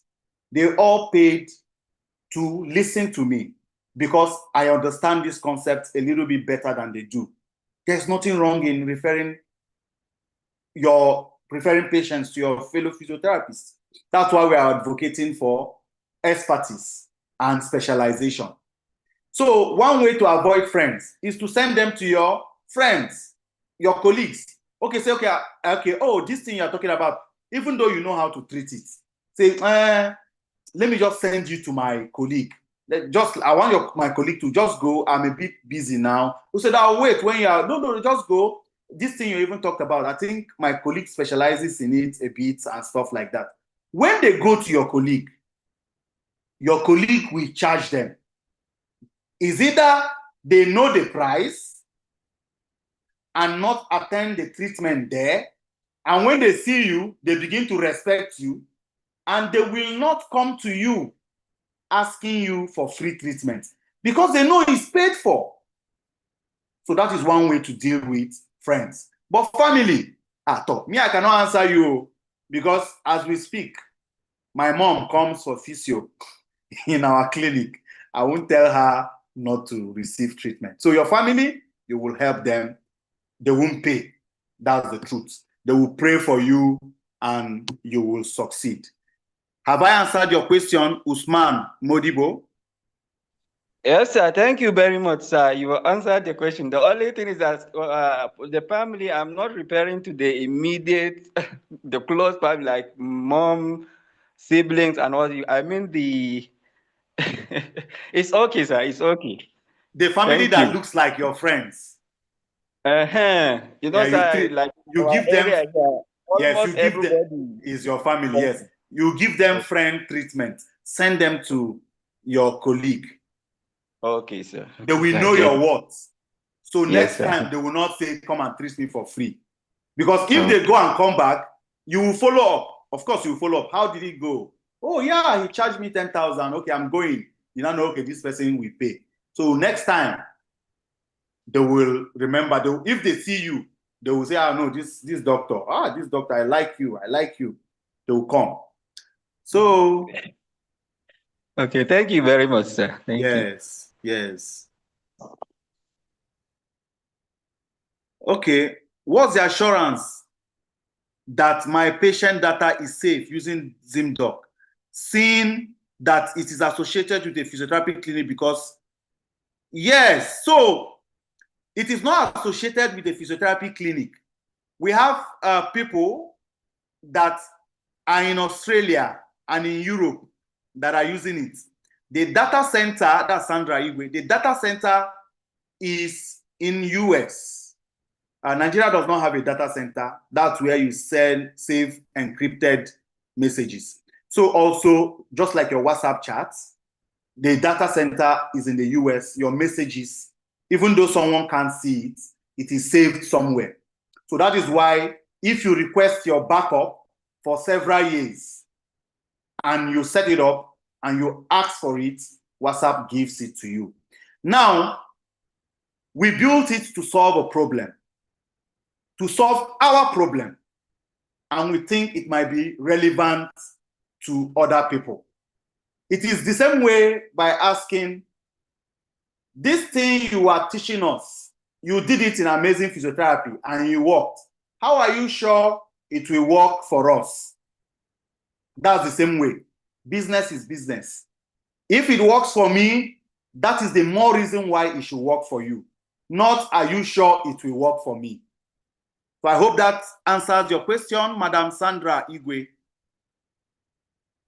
Sir, please, you made mention of using Google.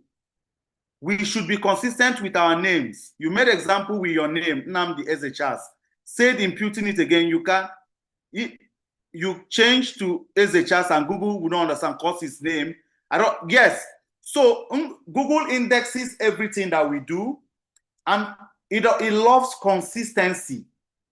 So if you have chosen a particular way, let's say Irene Physiotherapy, continue to use Irene Physiotherapy every time you are on Google.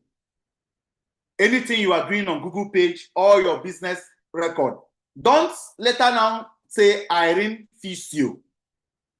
It will understand Irene Physio different from Irene Physiotherapy. So if someone comes and says, I am looking for a physiotherapy clinic, I'm looking for physiotherapy, it will not, and maybe the person searched it on a page, you wrote Irene Physio. Irene Physio will show. That is how it works. So when you choose one, you use it consistently and that works. Does ZimDoc come with dosage and are there exercises regularly updated? Yes, we have over 7,000 exercises currently, and you can add your own exercise if you feel it's not on the platform. So there is also an opportunity for you to add your own exercises. Okay, so that's the end of the question now. Let's get more questions from other people. I sent my number. You can reach out to me. You can ask me any question. We can form that community of helping each other. So I think that's the only way we can grow. I know some people don't have questions now.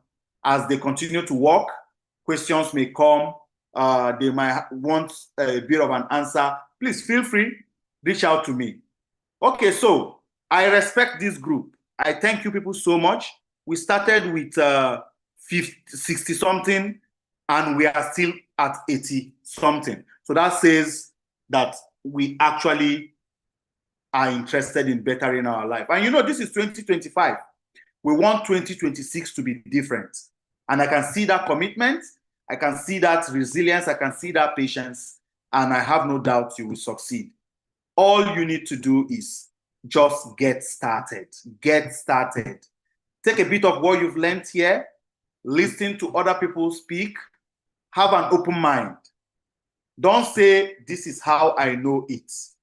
You can always have something updated. So I think people can unmute themselves now. So if you have a question, you can unmute yourself and ask.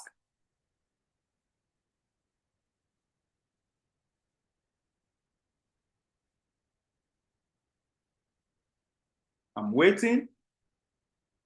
I'm waiting. Sir, I have a question. Okay. Yes, go ahead. All right, sir. Thank you, Dr. Nnamdi. Thank you for this presentation and for this coaching class. So my question is, what is the process to registering with MRTB? So I have a clinic. We already we're registered with CAC, we already have a website. I'm a physiotherapist, and then I did my master's in gerontology. So I merged, I'm specializing strictly just in geriatric physiotherapy, and then adding other gerontological care. But I didn't know that I could register with the first year. I've tried to make inquiries concerning registering with MRTB, but the requirements were a bit much. But now that I know that I could register as a first year clinic, that's my next big goal. So I want to ask, what is the process? Is there a contact we can contact? That's the first. Then the second is also with the Abuja Health Center. These are like licensing is my big goal now. So how do I also navigate maybe registering with the Abuja Health, because I'm in Abuja here, Abuja maybe health sector administration, something. So I just want to know, how do I navigate the licensing and the Let's take them one by one. Let me help you with, because we are all in this together. So I'm going to help you with the number to call in MRTB. The number to call, yes. He will be very happy that people are now contacting him. His name is Dr. Kingsley, and he is in charge of accreditation. How did I get his number? We still have some of our offices that needed to be accredited by our recent offices that needed to be accredited by MRTB. So I have it, Kingsley. His name is Kingsley. I'm typing it in the chat, 080-32-56-30-91. MRTB is in charge of accreditation. So I've typed it in the chat. Other people can also pick and get detailed information from him. His name is Kingsley. He's also a physiotherapist. He goes by Physio King, a very good friend of mine. We've not met in a very long time. But you said you have everything. You don't have ZimDoc. Do you have ZimDoc? No, I don't. You have to chat me up for that. You have to chat me up to get you. Because we are doing a 2 months free subscription for people. So for 2 months, we'll train you, we'll onboard you, we'll show you how you can make money on it. For 2 months, it's free. Then after 2 months, if it's useful for you, you continue. If it's not useful for you, we pay you 20K. If after 2 months you don't like it, we'll pay you. That's how we do it here. So we give you money for wasting your time. So another question.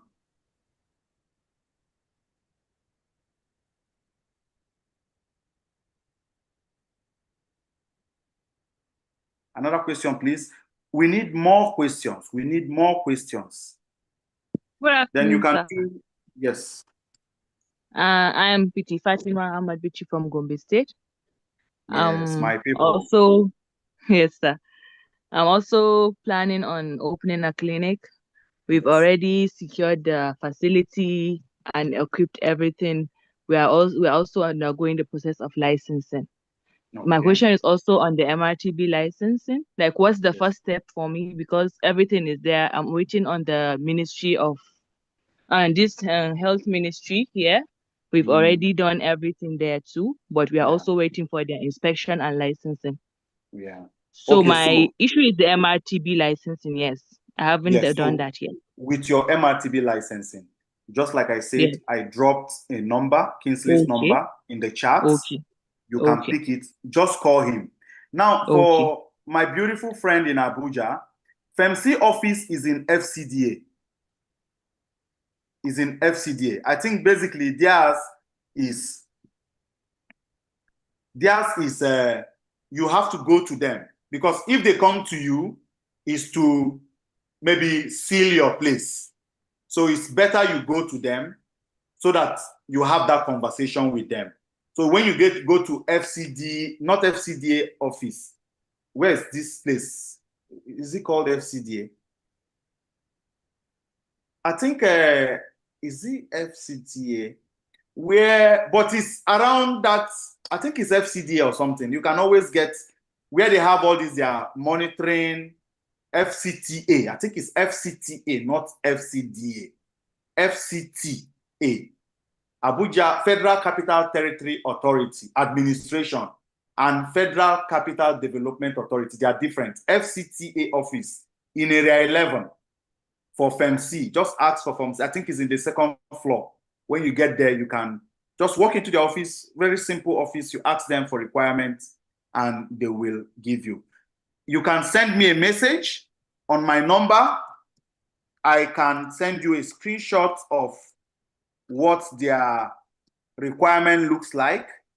But if you want to go to their office to get to see them and talk to them, you can also do that. So with Fatima, you just call Kingsley and Kingsley will give you a breakdown of what is required. So let's get more questions. Okay, so I'll also reach out about the ZimDoc because I don't have any app for that at my clinic. You need to reach out. My number is there. All right, thank you. Put my number in the chat. So let's get more questions.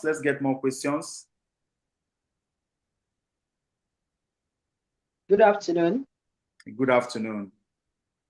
Mr. Eze, thank you. Dr. Eze, thank you so much for your presentation. In fact, I enjoyed every bit of the presentation. Thank you. Thank you. I'm Arenu Atinuke from Lagos. Yes. And 30 December is going on now. I hope you are participating, Doc. Yes, I am. I really appreciate your presentation this morning so much because I've been in practice for a very long time. And for about 8 years down the line now, I've been a private physiotherapy practicing. But a lot, I've learned so much from you today because the way I've been practicing, I realized that I have made a lot of mistakes and have been struggling with a lot of things. Now, I will really appreciate it if we can have a class because there was a time I know you talked about the ZimDoc or something. If we can have a special class on that, how we can use it and how we can effectively use it, because a lot of times, like you have mentioned, that database is really a challenge for us. A lot of times, because I work with an hospital, we work separately too, but I use the hospital facilities, we are on percentage. So basically, I use the hospital equipment for all I do, but we share the percentage 70-30. So, but I have learned so much today. I really want to know more about the ZimDoc, how we can use it effectively, and how to have more patients. Yes. So I don't know if we can do it publicly like a workshop about the ZimDoc, or I can private chat you on that. Yeah. Thank you. So private chat me so that we can have that conversation. I think that is important because as you are working with the hospital, just like I said, hospitals can wake up one day and change their modus operandi, and it affects people. Policy change all the time. So it is important that you also have your patients in your own database. They are your patients, so you should have their separate information in a database. This is like for everybody that is in partnership. Because if you are living, those your patients should be able to live with you as long as you are creating an exceptional service for them. So that's what also makes it really, really important. So thank you for that. You can always private chat me.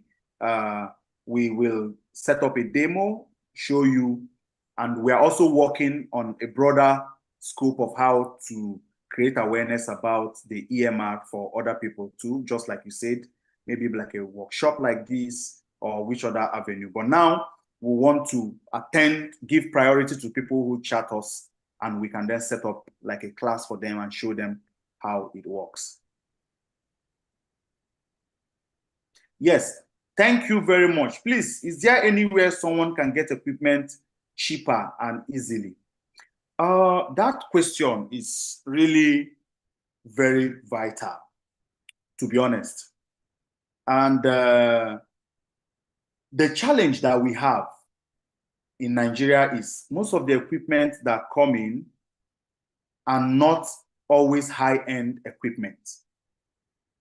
So, because they are not high-end equipment, when someone is even selling it for you as a used equipment, it has almost broken down. I can remember buying a particular ultrasound from somebody. It didn't even take 6 months, the ultrasound packed up. But considering maybe like I've had experience maybe traveling and I see like some physio clinics, and you see they have a well-established second-hand trading market because they have original equipment, like they build original equipment in those countries. So even when it goes to second-hand, it's still very good.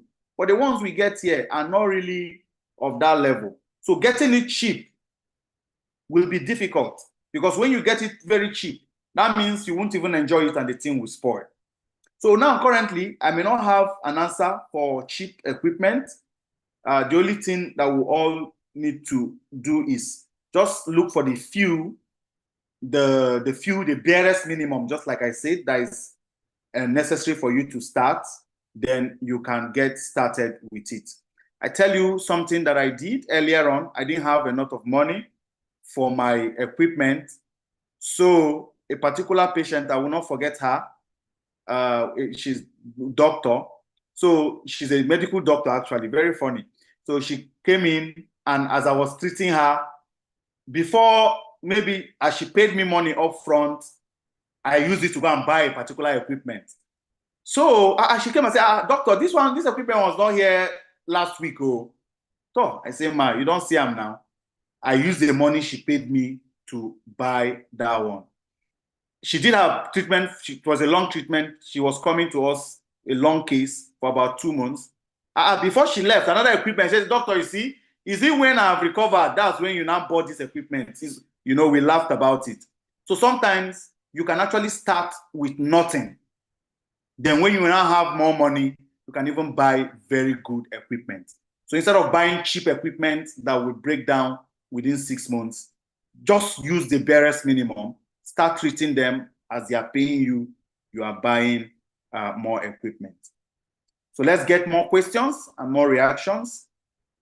Then we can close by 3 o'clock. We have 7 minutes to go. Let's get more questions.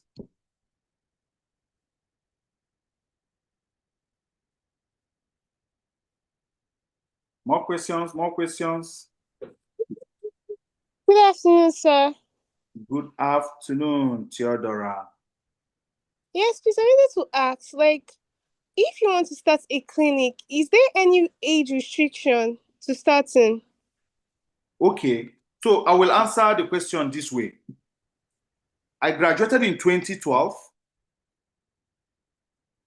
I was born in 1989. 1989 minus 2012. I was 23 years when I graduated. I did my youth service.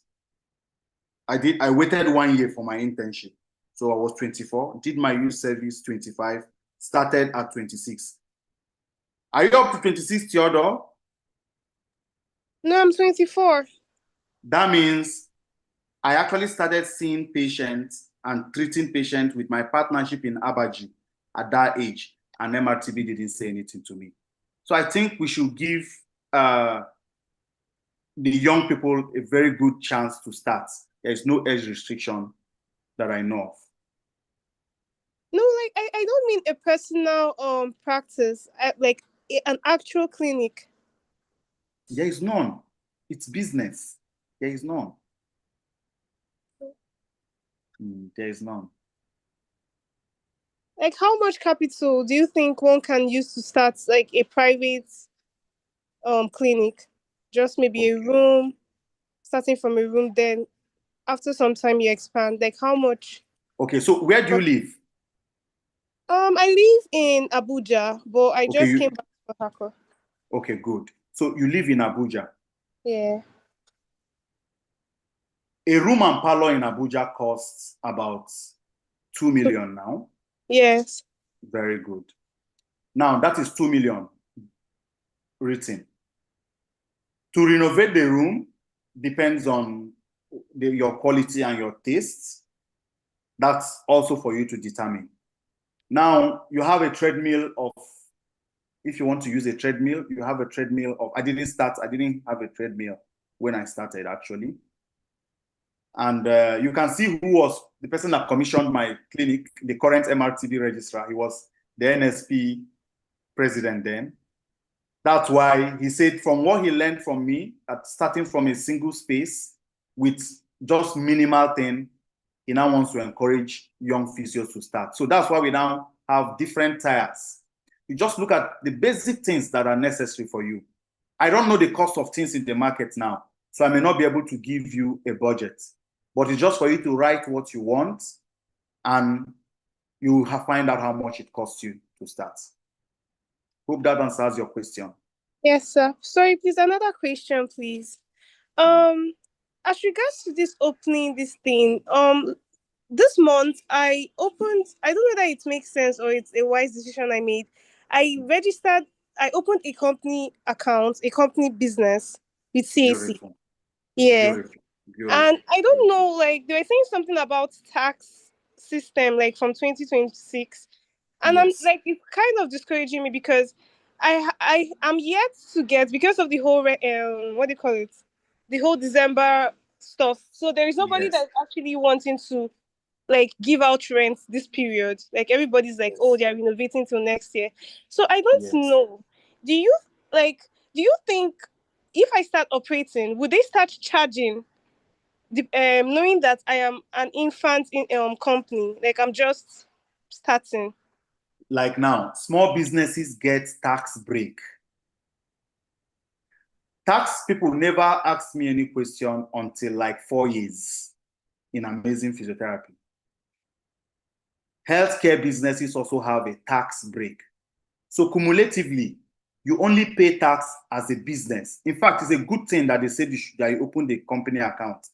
If you were collecting patient money in your private account, they will be taxing it. But if it is going into your company account, they won't tax it. You know why? You only pay tax after your expenses. You pay tax on your gross profits. So if at the end of the year, you record 0 profits, you are not paying tax. You are not borrowing money to pay tax. Do you understand? That's how tax works for companies. It is, they pay tax a percentage of how much is left. Because will you pay tax to government and you have not paid rent? Government doesn't want to discourage businesses. They want businesses to continue to stay alive. So they will not collect your rent money as tax. So just make sure you have a proper record. That's also one of the things that you will, your record system, I've talked about ZimDoc a lot. It will give you record, then you get an auditor to help you put everything in place. Then don't tell patient to pay you money in your private account. Government will collect it. But if it's in your business account, they won't touch it. Because they know that business will grow, business has expenses, business has salaries, and government depends on businesses for employment. So government doesn't employ, it is businesses that employ people. So when people looking for government job, it's, I think no more government job these days. It's businesses that employ people. Hope that answers your question. Yes, sir. Thank you so much. Yes. Let's get more questions.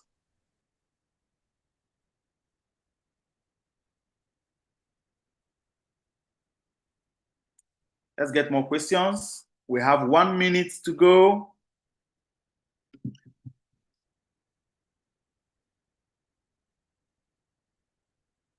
More questions, more questions, more questions.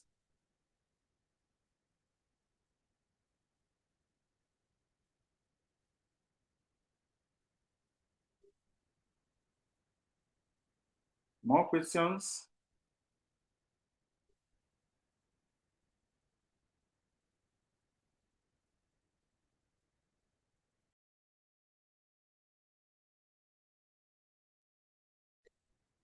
Locus, I think there is one in the chat box.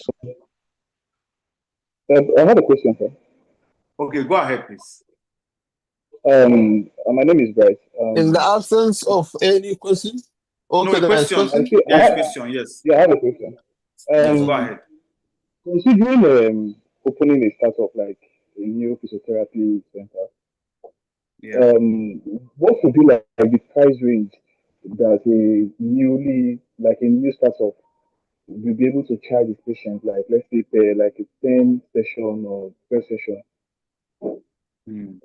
Yes, that is a very good question. I know charging comes with confidence and experience. I don't mean 10 years, 20 years experience.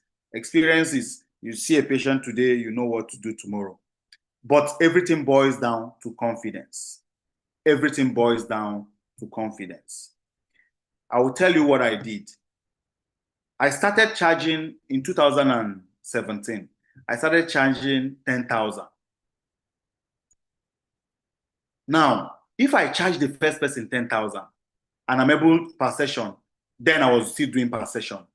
I was able to create some level of confidence, inspire confidence, and the patient got better.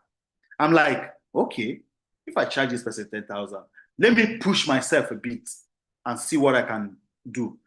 When I get another patient, I made it 12,000. Okay, this person did not say no. I said, okay. Now I stopped charging 10,000. I've moved to 12,000. Just my experience, just one experience with the patient, I charged 10,000. Then I moved to 15. I continued moving until someone said, no, this is on the high side. Okay, I said, okay, this is the right time to stop. Then I moved back to the last amount that the person did not hesitate to pay. Then I used it for a while, got confident, now pushed myself forward. The reason is, you as Bright, that is a young physio, the way I will tell a patient to pay me 100,000 naira for a session, for example, your mouth will be shaking if you want to say it. The reason is, I've charged people several amounts in the past, and I'm now more confident. So when I say charge your words, doesn't have limitation to how much you can charge your patient. You can charge whatever you want. In Abuja here, where I live, there are schools that kindergarten, what's the name of this class? You put children that are 1 year and 2 years that don't know how to talk. It's only to spend money. Crèche. There are some schools in Abuja that charge 5 million for a child that doesn't talk, for a child that doesn't do anything. And there is still a school that charge 200K per term. Do you know one funny thing? People that charge 5 million have more children than people that charge 200K. What are they doing? The same thing. Go to the environment, the same thing. Now, what I asked one parent, you that are taking your child to a school that pay 5 million for credit, he say, so that our child can meet other rich people's children. Well, sounds like a very valid thing, but the owner of the crèche just placed 5 million. The same building, the same Abuja, nothing different. So you can charge whatever you want to charge, but it comes with confidence. And you must provide results for charging. You can't charge somebody 100,000 naira per session and your patient will not get better. Person will not come back. Remember, it is your past patients, your past clients, every business. And again, it is not only for physiotherapy. This is just a general business concept. The people who have come to use your service are your real customers and are coming back are your real customers. So if you charge somebody 100K per session, let's say the person did not want to lose their steez. They paid you that 100K. And after that treatment, they left. Do you think they want to come back to pay that 100 again? It depends on the level of courage and confidence that inspires that kind of thing. Patients that are able to come back to your practice tells you if you are doing well as a business or not. regardless of how much they paid when they came before. Hope that answers your question. Yes, sir. Thank you very much, sir. Okay. So Mustafa, please, can you ask your question?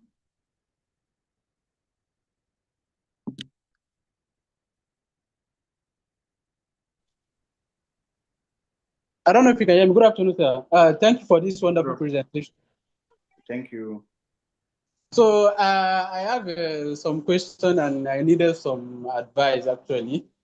Okay. So currently I just opened a facility, a clinic kind of.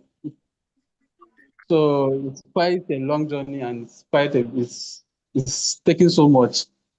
So first of all, the issue that is currently going on is that I will also be working with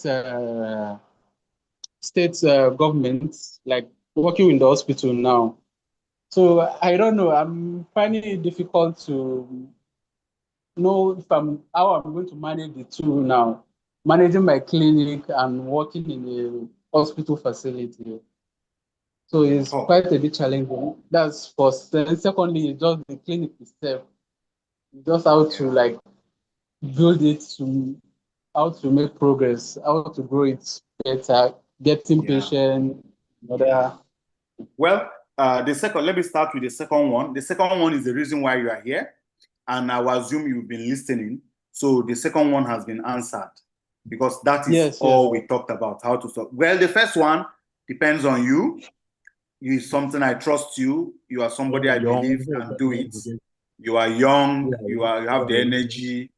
I know you can handle it. So why your practice will succeed in your absence is also why we talked about having a system, having softwares to manage your business, so that if you are away, you can also see how the business is running and know what to do. I wouldn't want you to close your clinic when you are in the hospital. I want your clinic to be open. It's a good thing for us.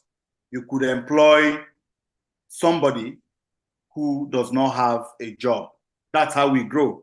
In fact, the idea of this is, let's say the 74 people on this platform who are able to start their clinic tomorrow and potentially employ 74 more physios. That is huge. Government will not employ 74 people even next year. Government will not employ 74 physiotherapists in the whole country next year, for the whole next year. This application that they will do, is it not replacement they are doing? I mean employing new people. They are not employing new people, they're just doing replacement. Or if they're employing new people, they employ 1 or 2.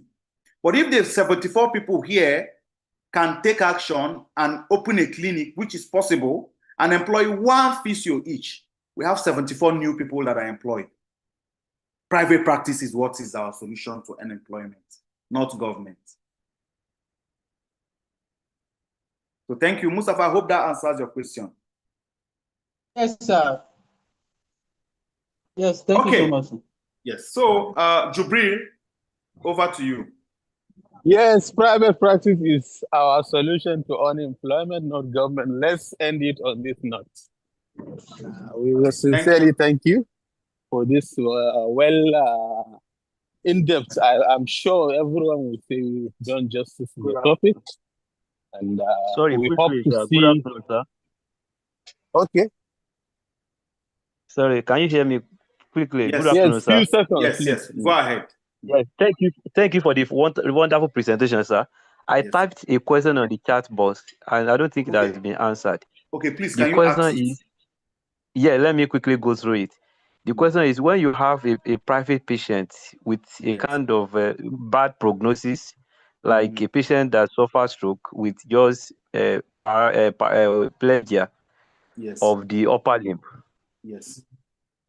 So cases like that, they don't really recover well.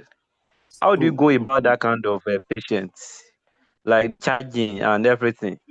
And it's very difficult to tell them, like some people may not want to take that kind of patient because of the prognosis, the likely result they might have. How do you go about that kind of situation? Thank you, sir.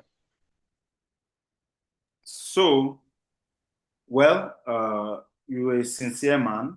That's why you know when a patient has poor prognosis and you still want to help, which is a good thing. We thank you for that. Now, one thing is very important. I talked about communication and telling these patients that, look, I can look at your body, can look at how long the severity of the brain, you educate the person, have a very good conversation with the person. Tell the person that there is nothing much we can achieve. However, we will try. Do you know that patients will appreciate you for that sincerity? Well, I'll tell you what I do because that's the easiest way people can try something. I'll tell you that I have package for treatment. In fact, I've got a patient with stroke who has bad prognosis, and I convince the patient to come into our inpatient. Well, the children wanted the father to come into our inpatient. The father came, we treated where we did, it was like we had to even get the services of cardiopulmonary physiotherapist. It was like a very bad case. It needed chest physio from time to time. I told them when they were coming, look, it's not a good case. I will tell you the truth. Your dad is still unconscious. He has stroke. He's awake today. Tomorrow he's sleeping. That is not a good sign. Well, they paid me how much we charged, but I was sincere with them and they paid. They continued paying, hoping for the best until God called their father. Not in our facility though. Don't allow anybody to die in your clinic, I beg. Then eventually, I think it was a period of December like this, they discharged and said we couldn't help anymore, that they could go home. I think after 3 months, the man died. And the children were now saying, that is because they left, that if they were around, they had money to pay though. That if they were around, maybe daddy would have still been alive. I say, don't worry, that God knows the best. Condolences flying from here to here. But I told them the truth. They were willing to continue. So you lead with the truth. The patient will pay you how much you charge. But when you see a bad progress, I say, we'll get better in 2 weeks. You have a problem. Does that help? Yes, thank you very much. You have really answered the question very well. Yes. Thank you. Okay, so thank you very much, everybody. I really, really appreciate it. Thank you so much. Yes. Yeah. Thank you so much for the presentation, and thanks everyone for attending. Thank you so All much. the materials will be shared later, as well as the certificates for those that attended. Thank you. Yes, thank you. So you can reach out to me if you have any personal question. You can reach out to me if you have Christmas gifts. You can reach out to me if you want ZimDoc EMR. You can reach out to me so that we can be friends. I really appreciate that. Thank you so much, everybody, for your kind attention to this. Bye-bye. Thank you, sir. Thank you. Thank you Thank very you, much, sir. Do have a wonderful day, sir, and happy Christmas in advance. Thank you very much, sir. I really appreciate it. Thank you so much. It's amazing. Thank you, Dr. Namzi. Thank you so much for this wonderful webinar. God bless you. Thank you very much, sir. Thank you.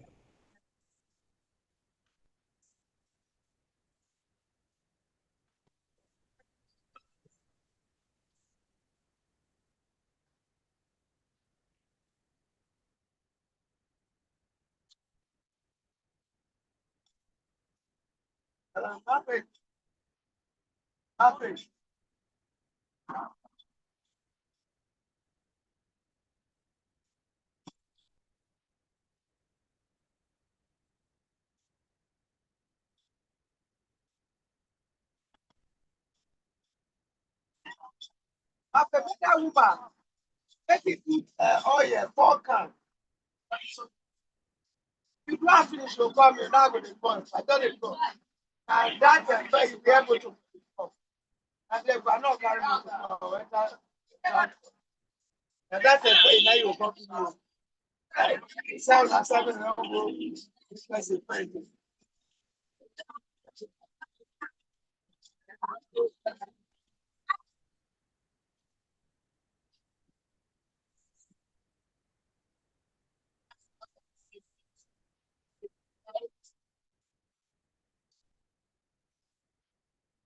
Okay.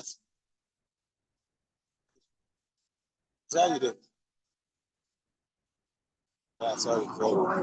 Sorry. Yeah, listen. You chop chicken and chips. Chop chicken and chips. See the best be answer.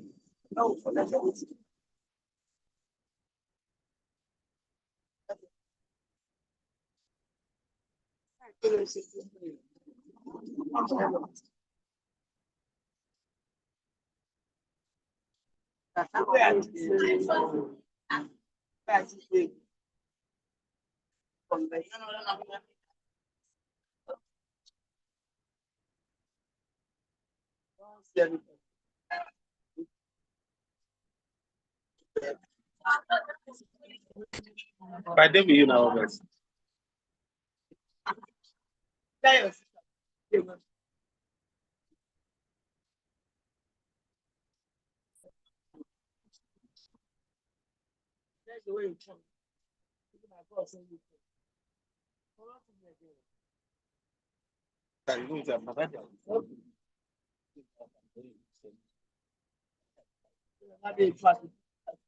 Yeah.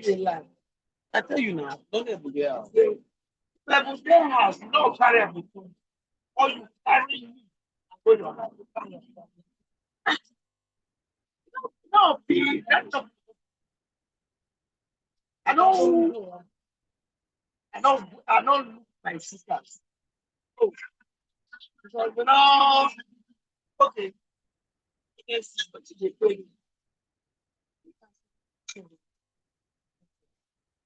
that's something. That's why you do this. They rush another one. More than anything. The way it's going to be. And they always tell us if they have to remember, babies. It's not like that. It's not more important.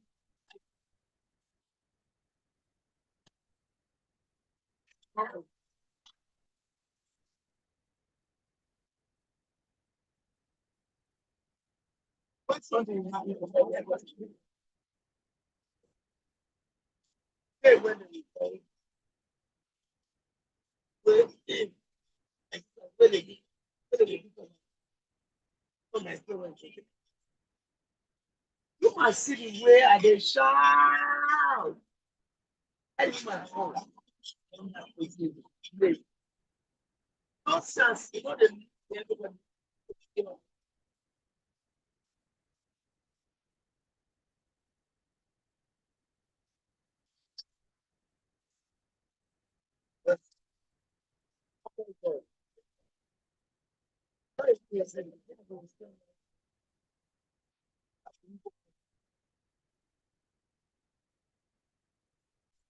Hello. Hello. Whatever.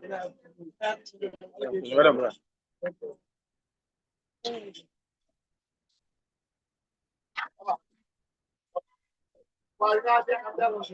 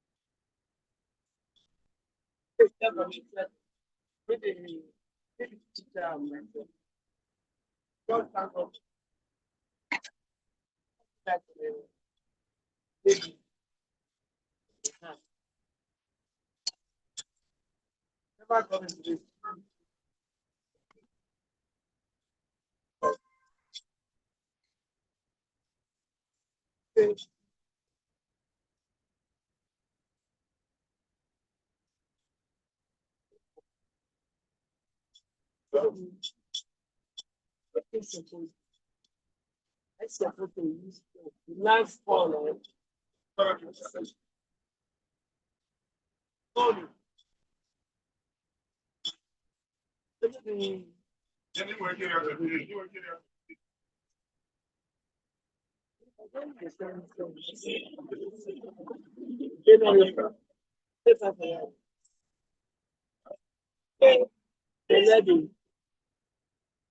that's what the lady is doing.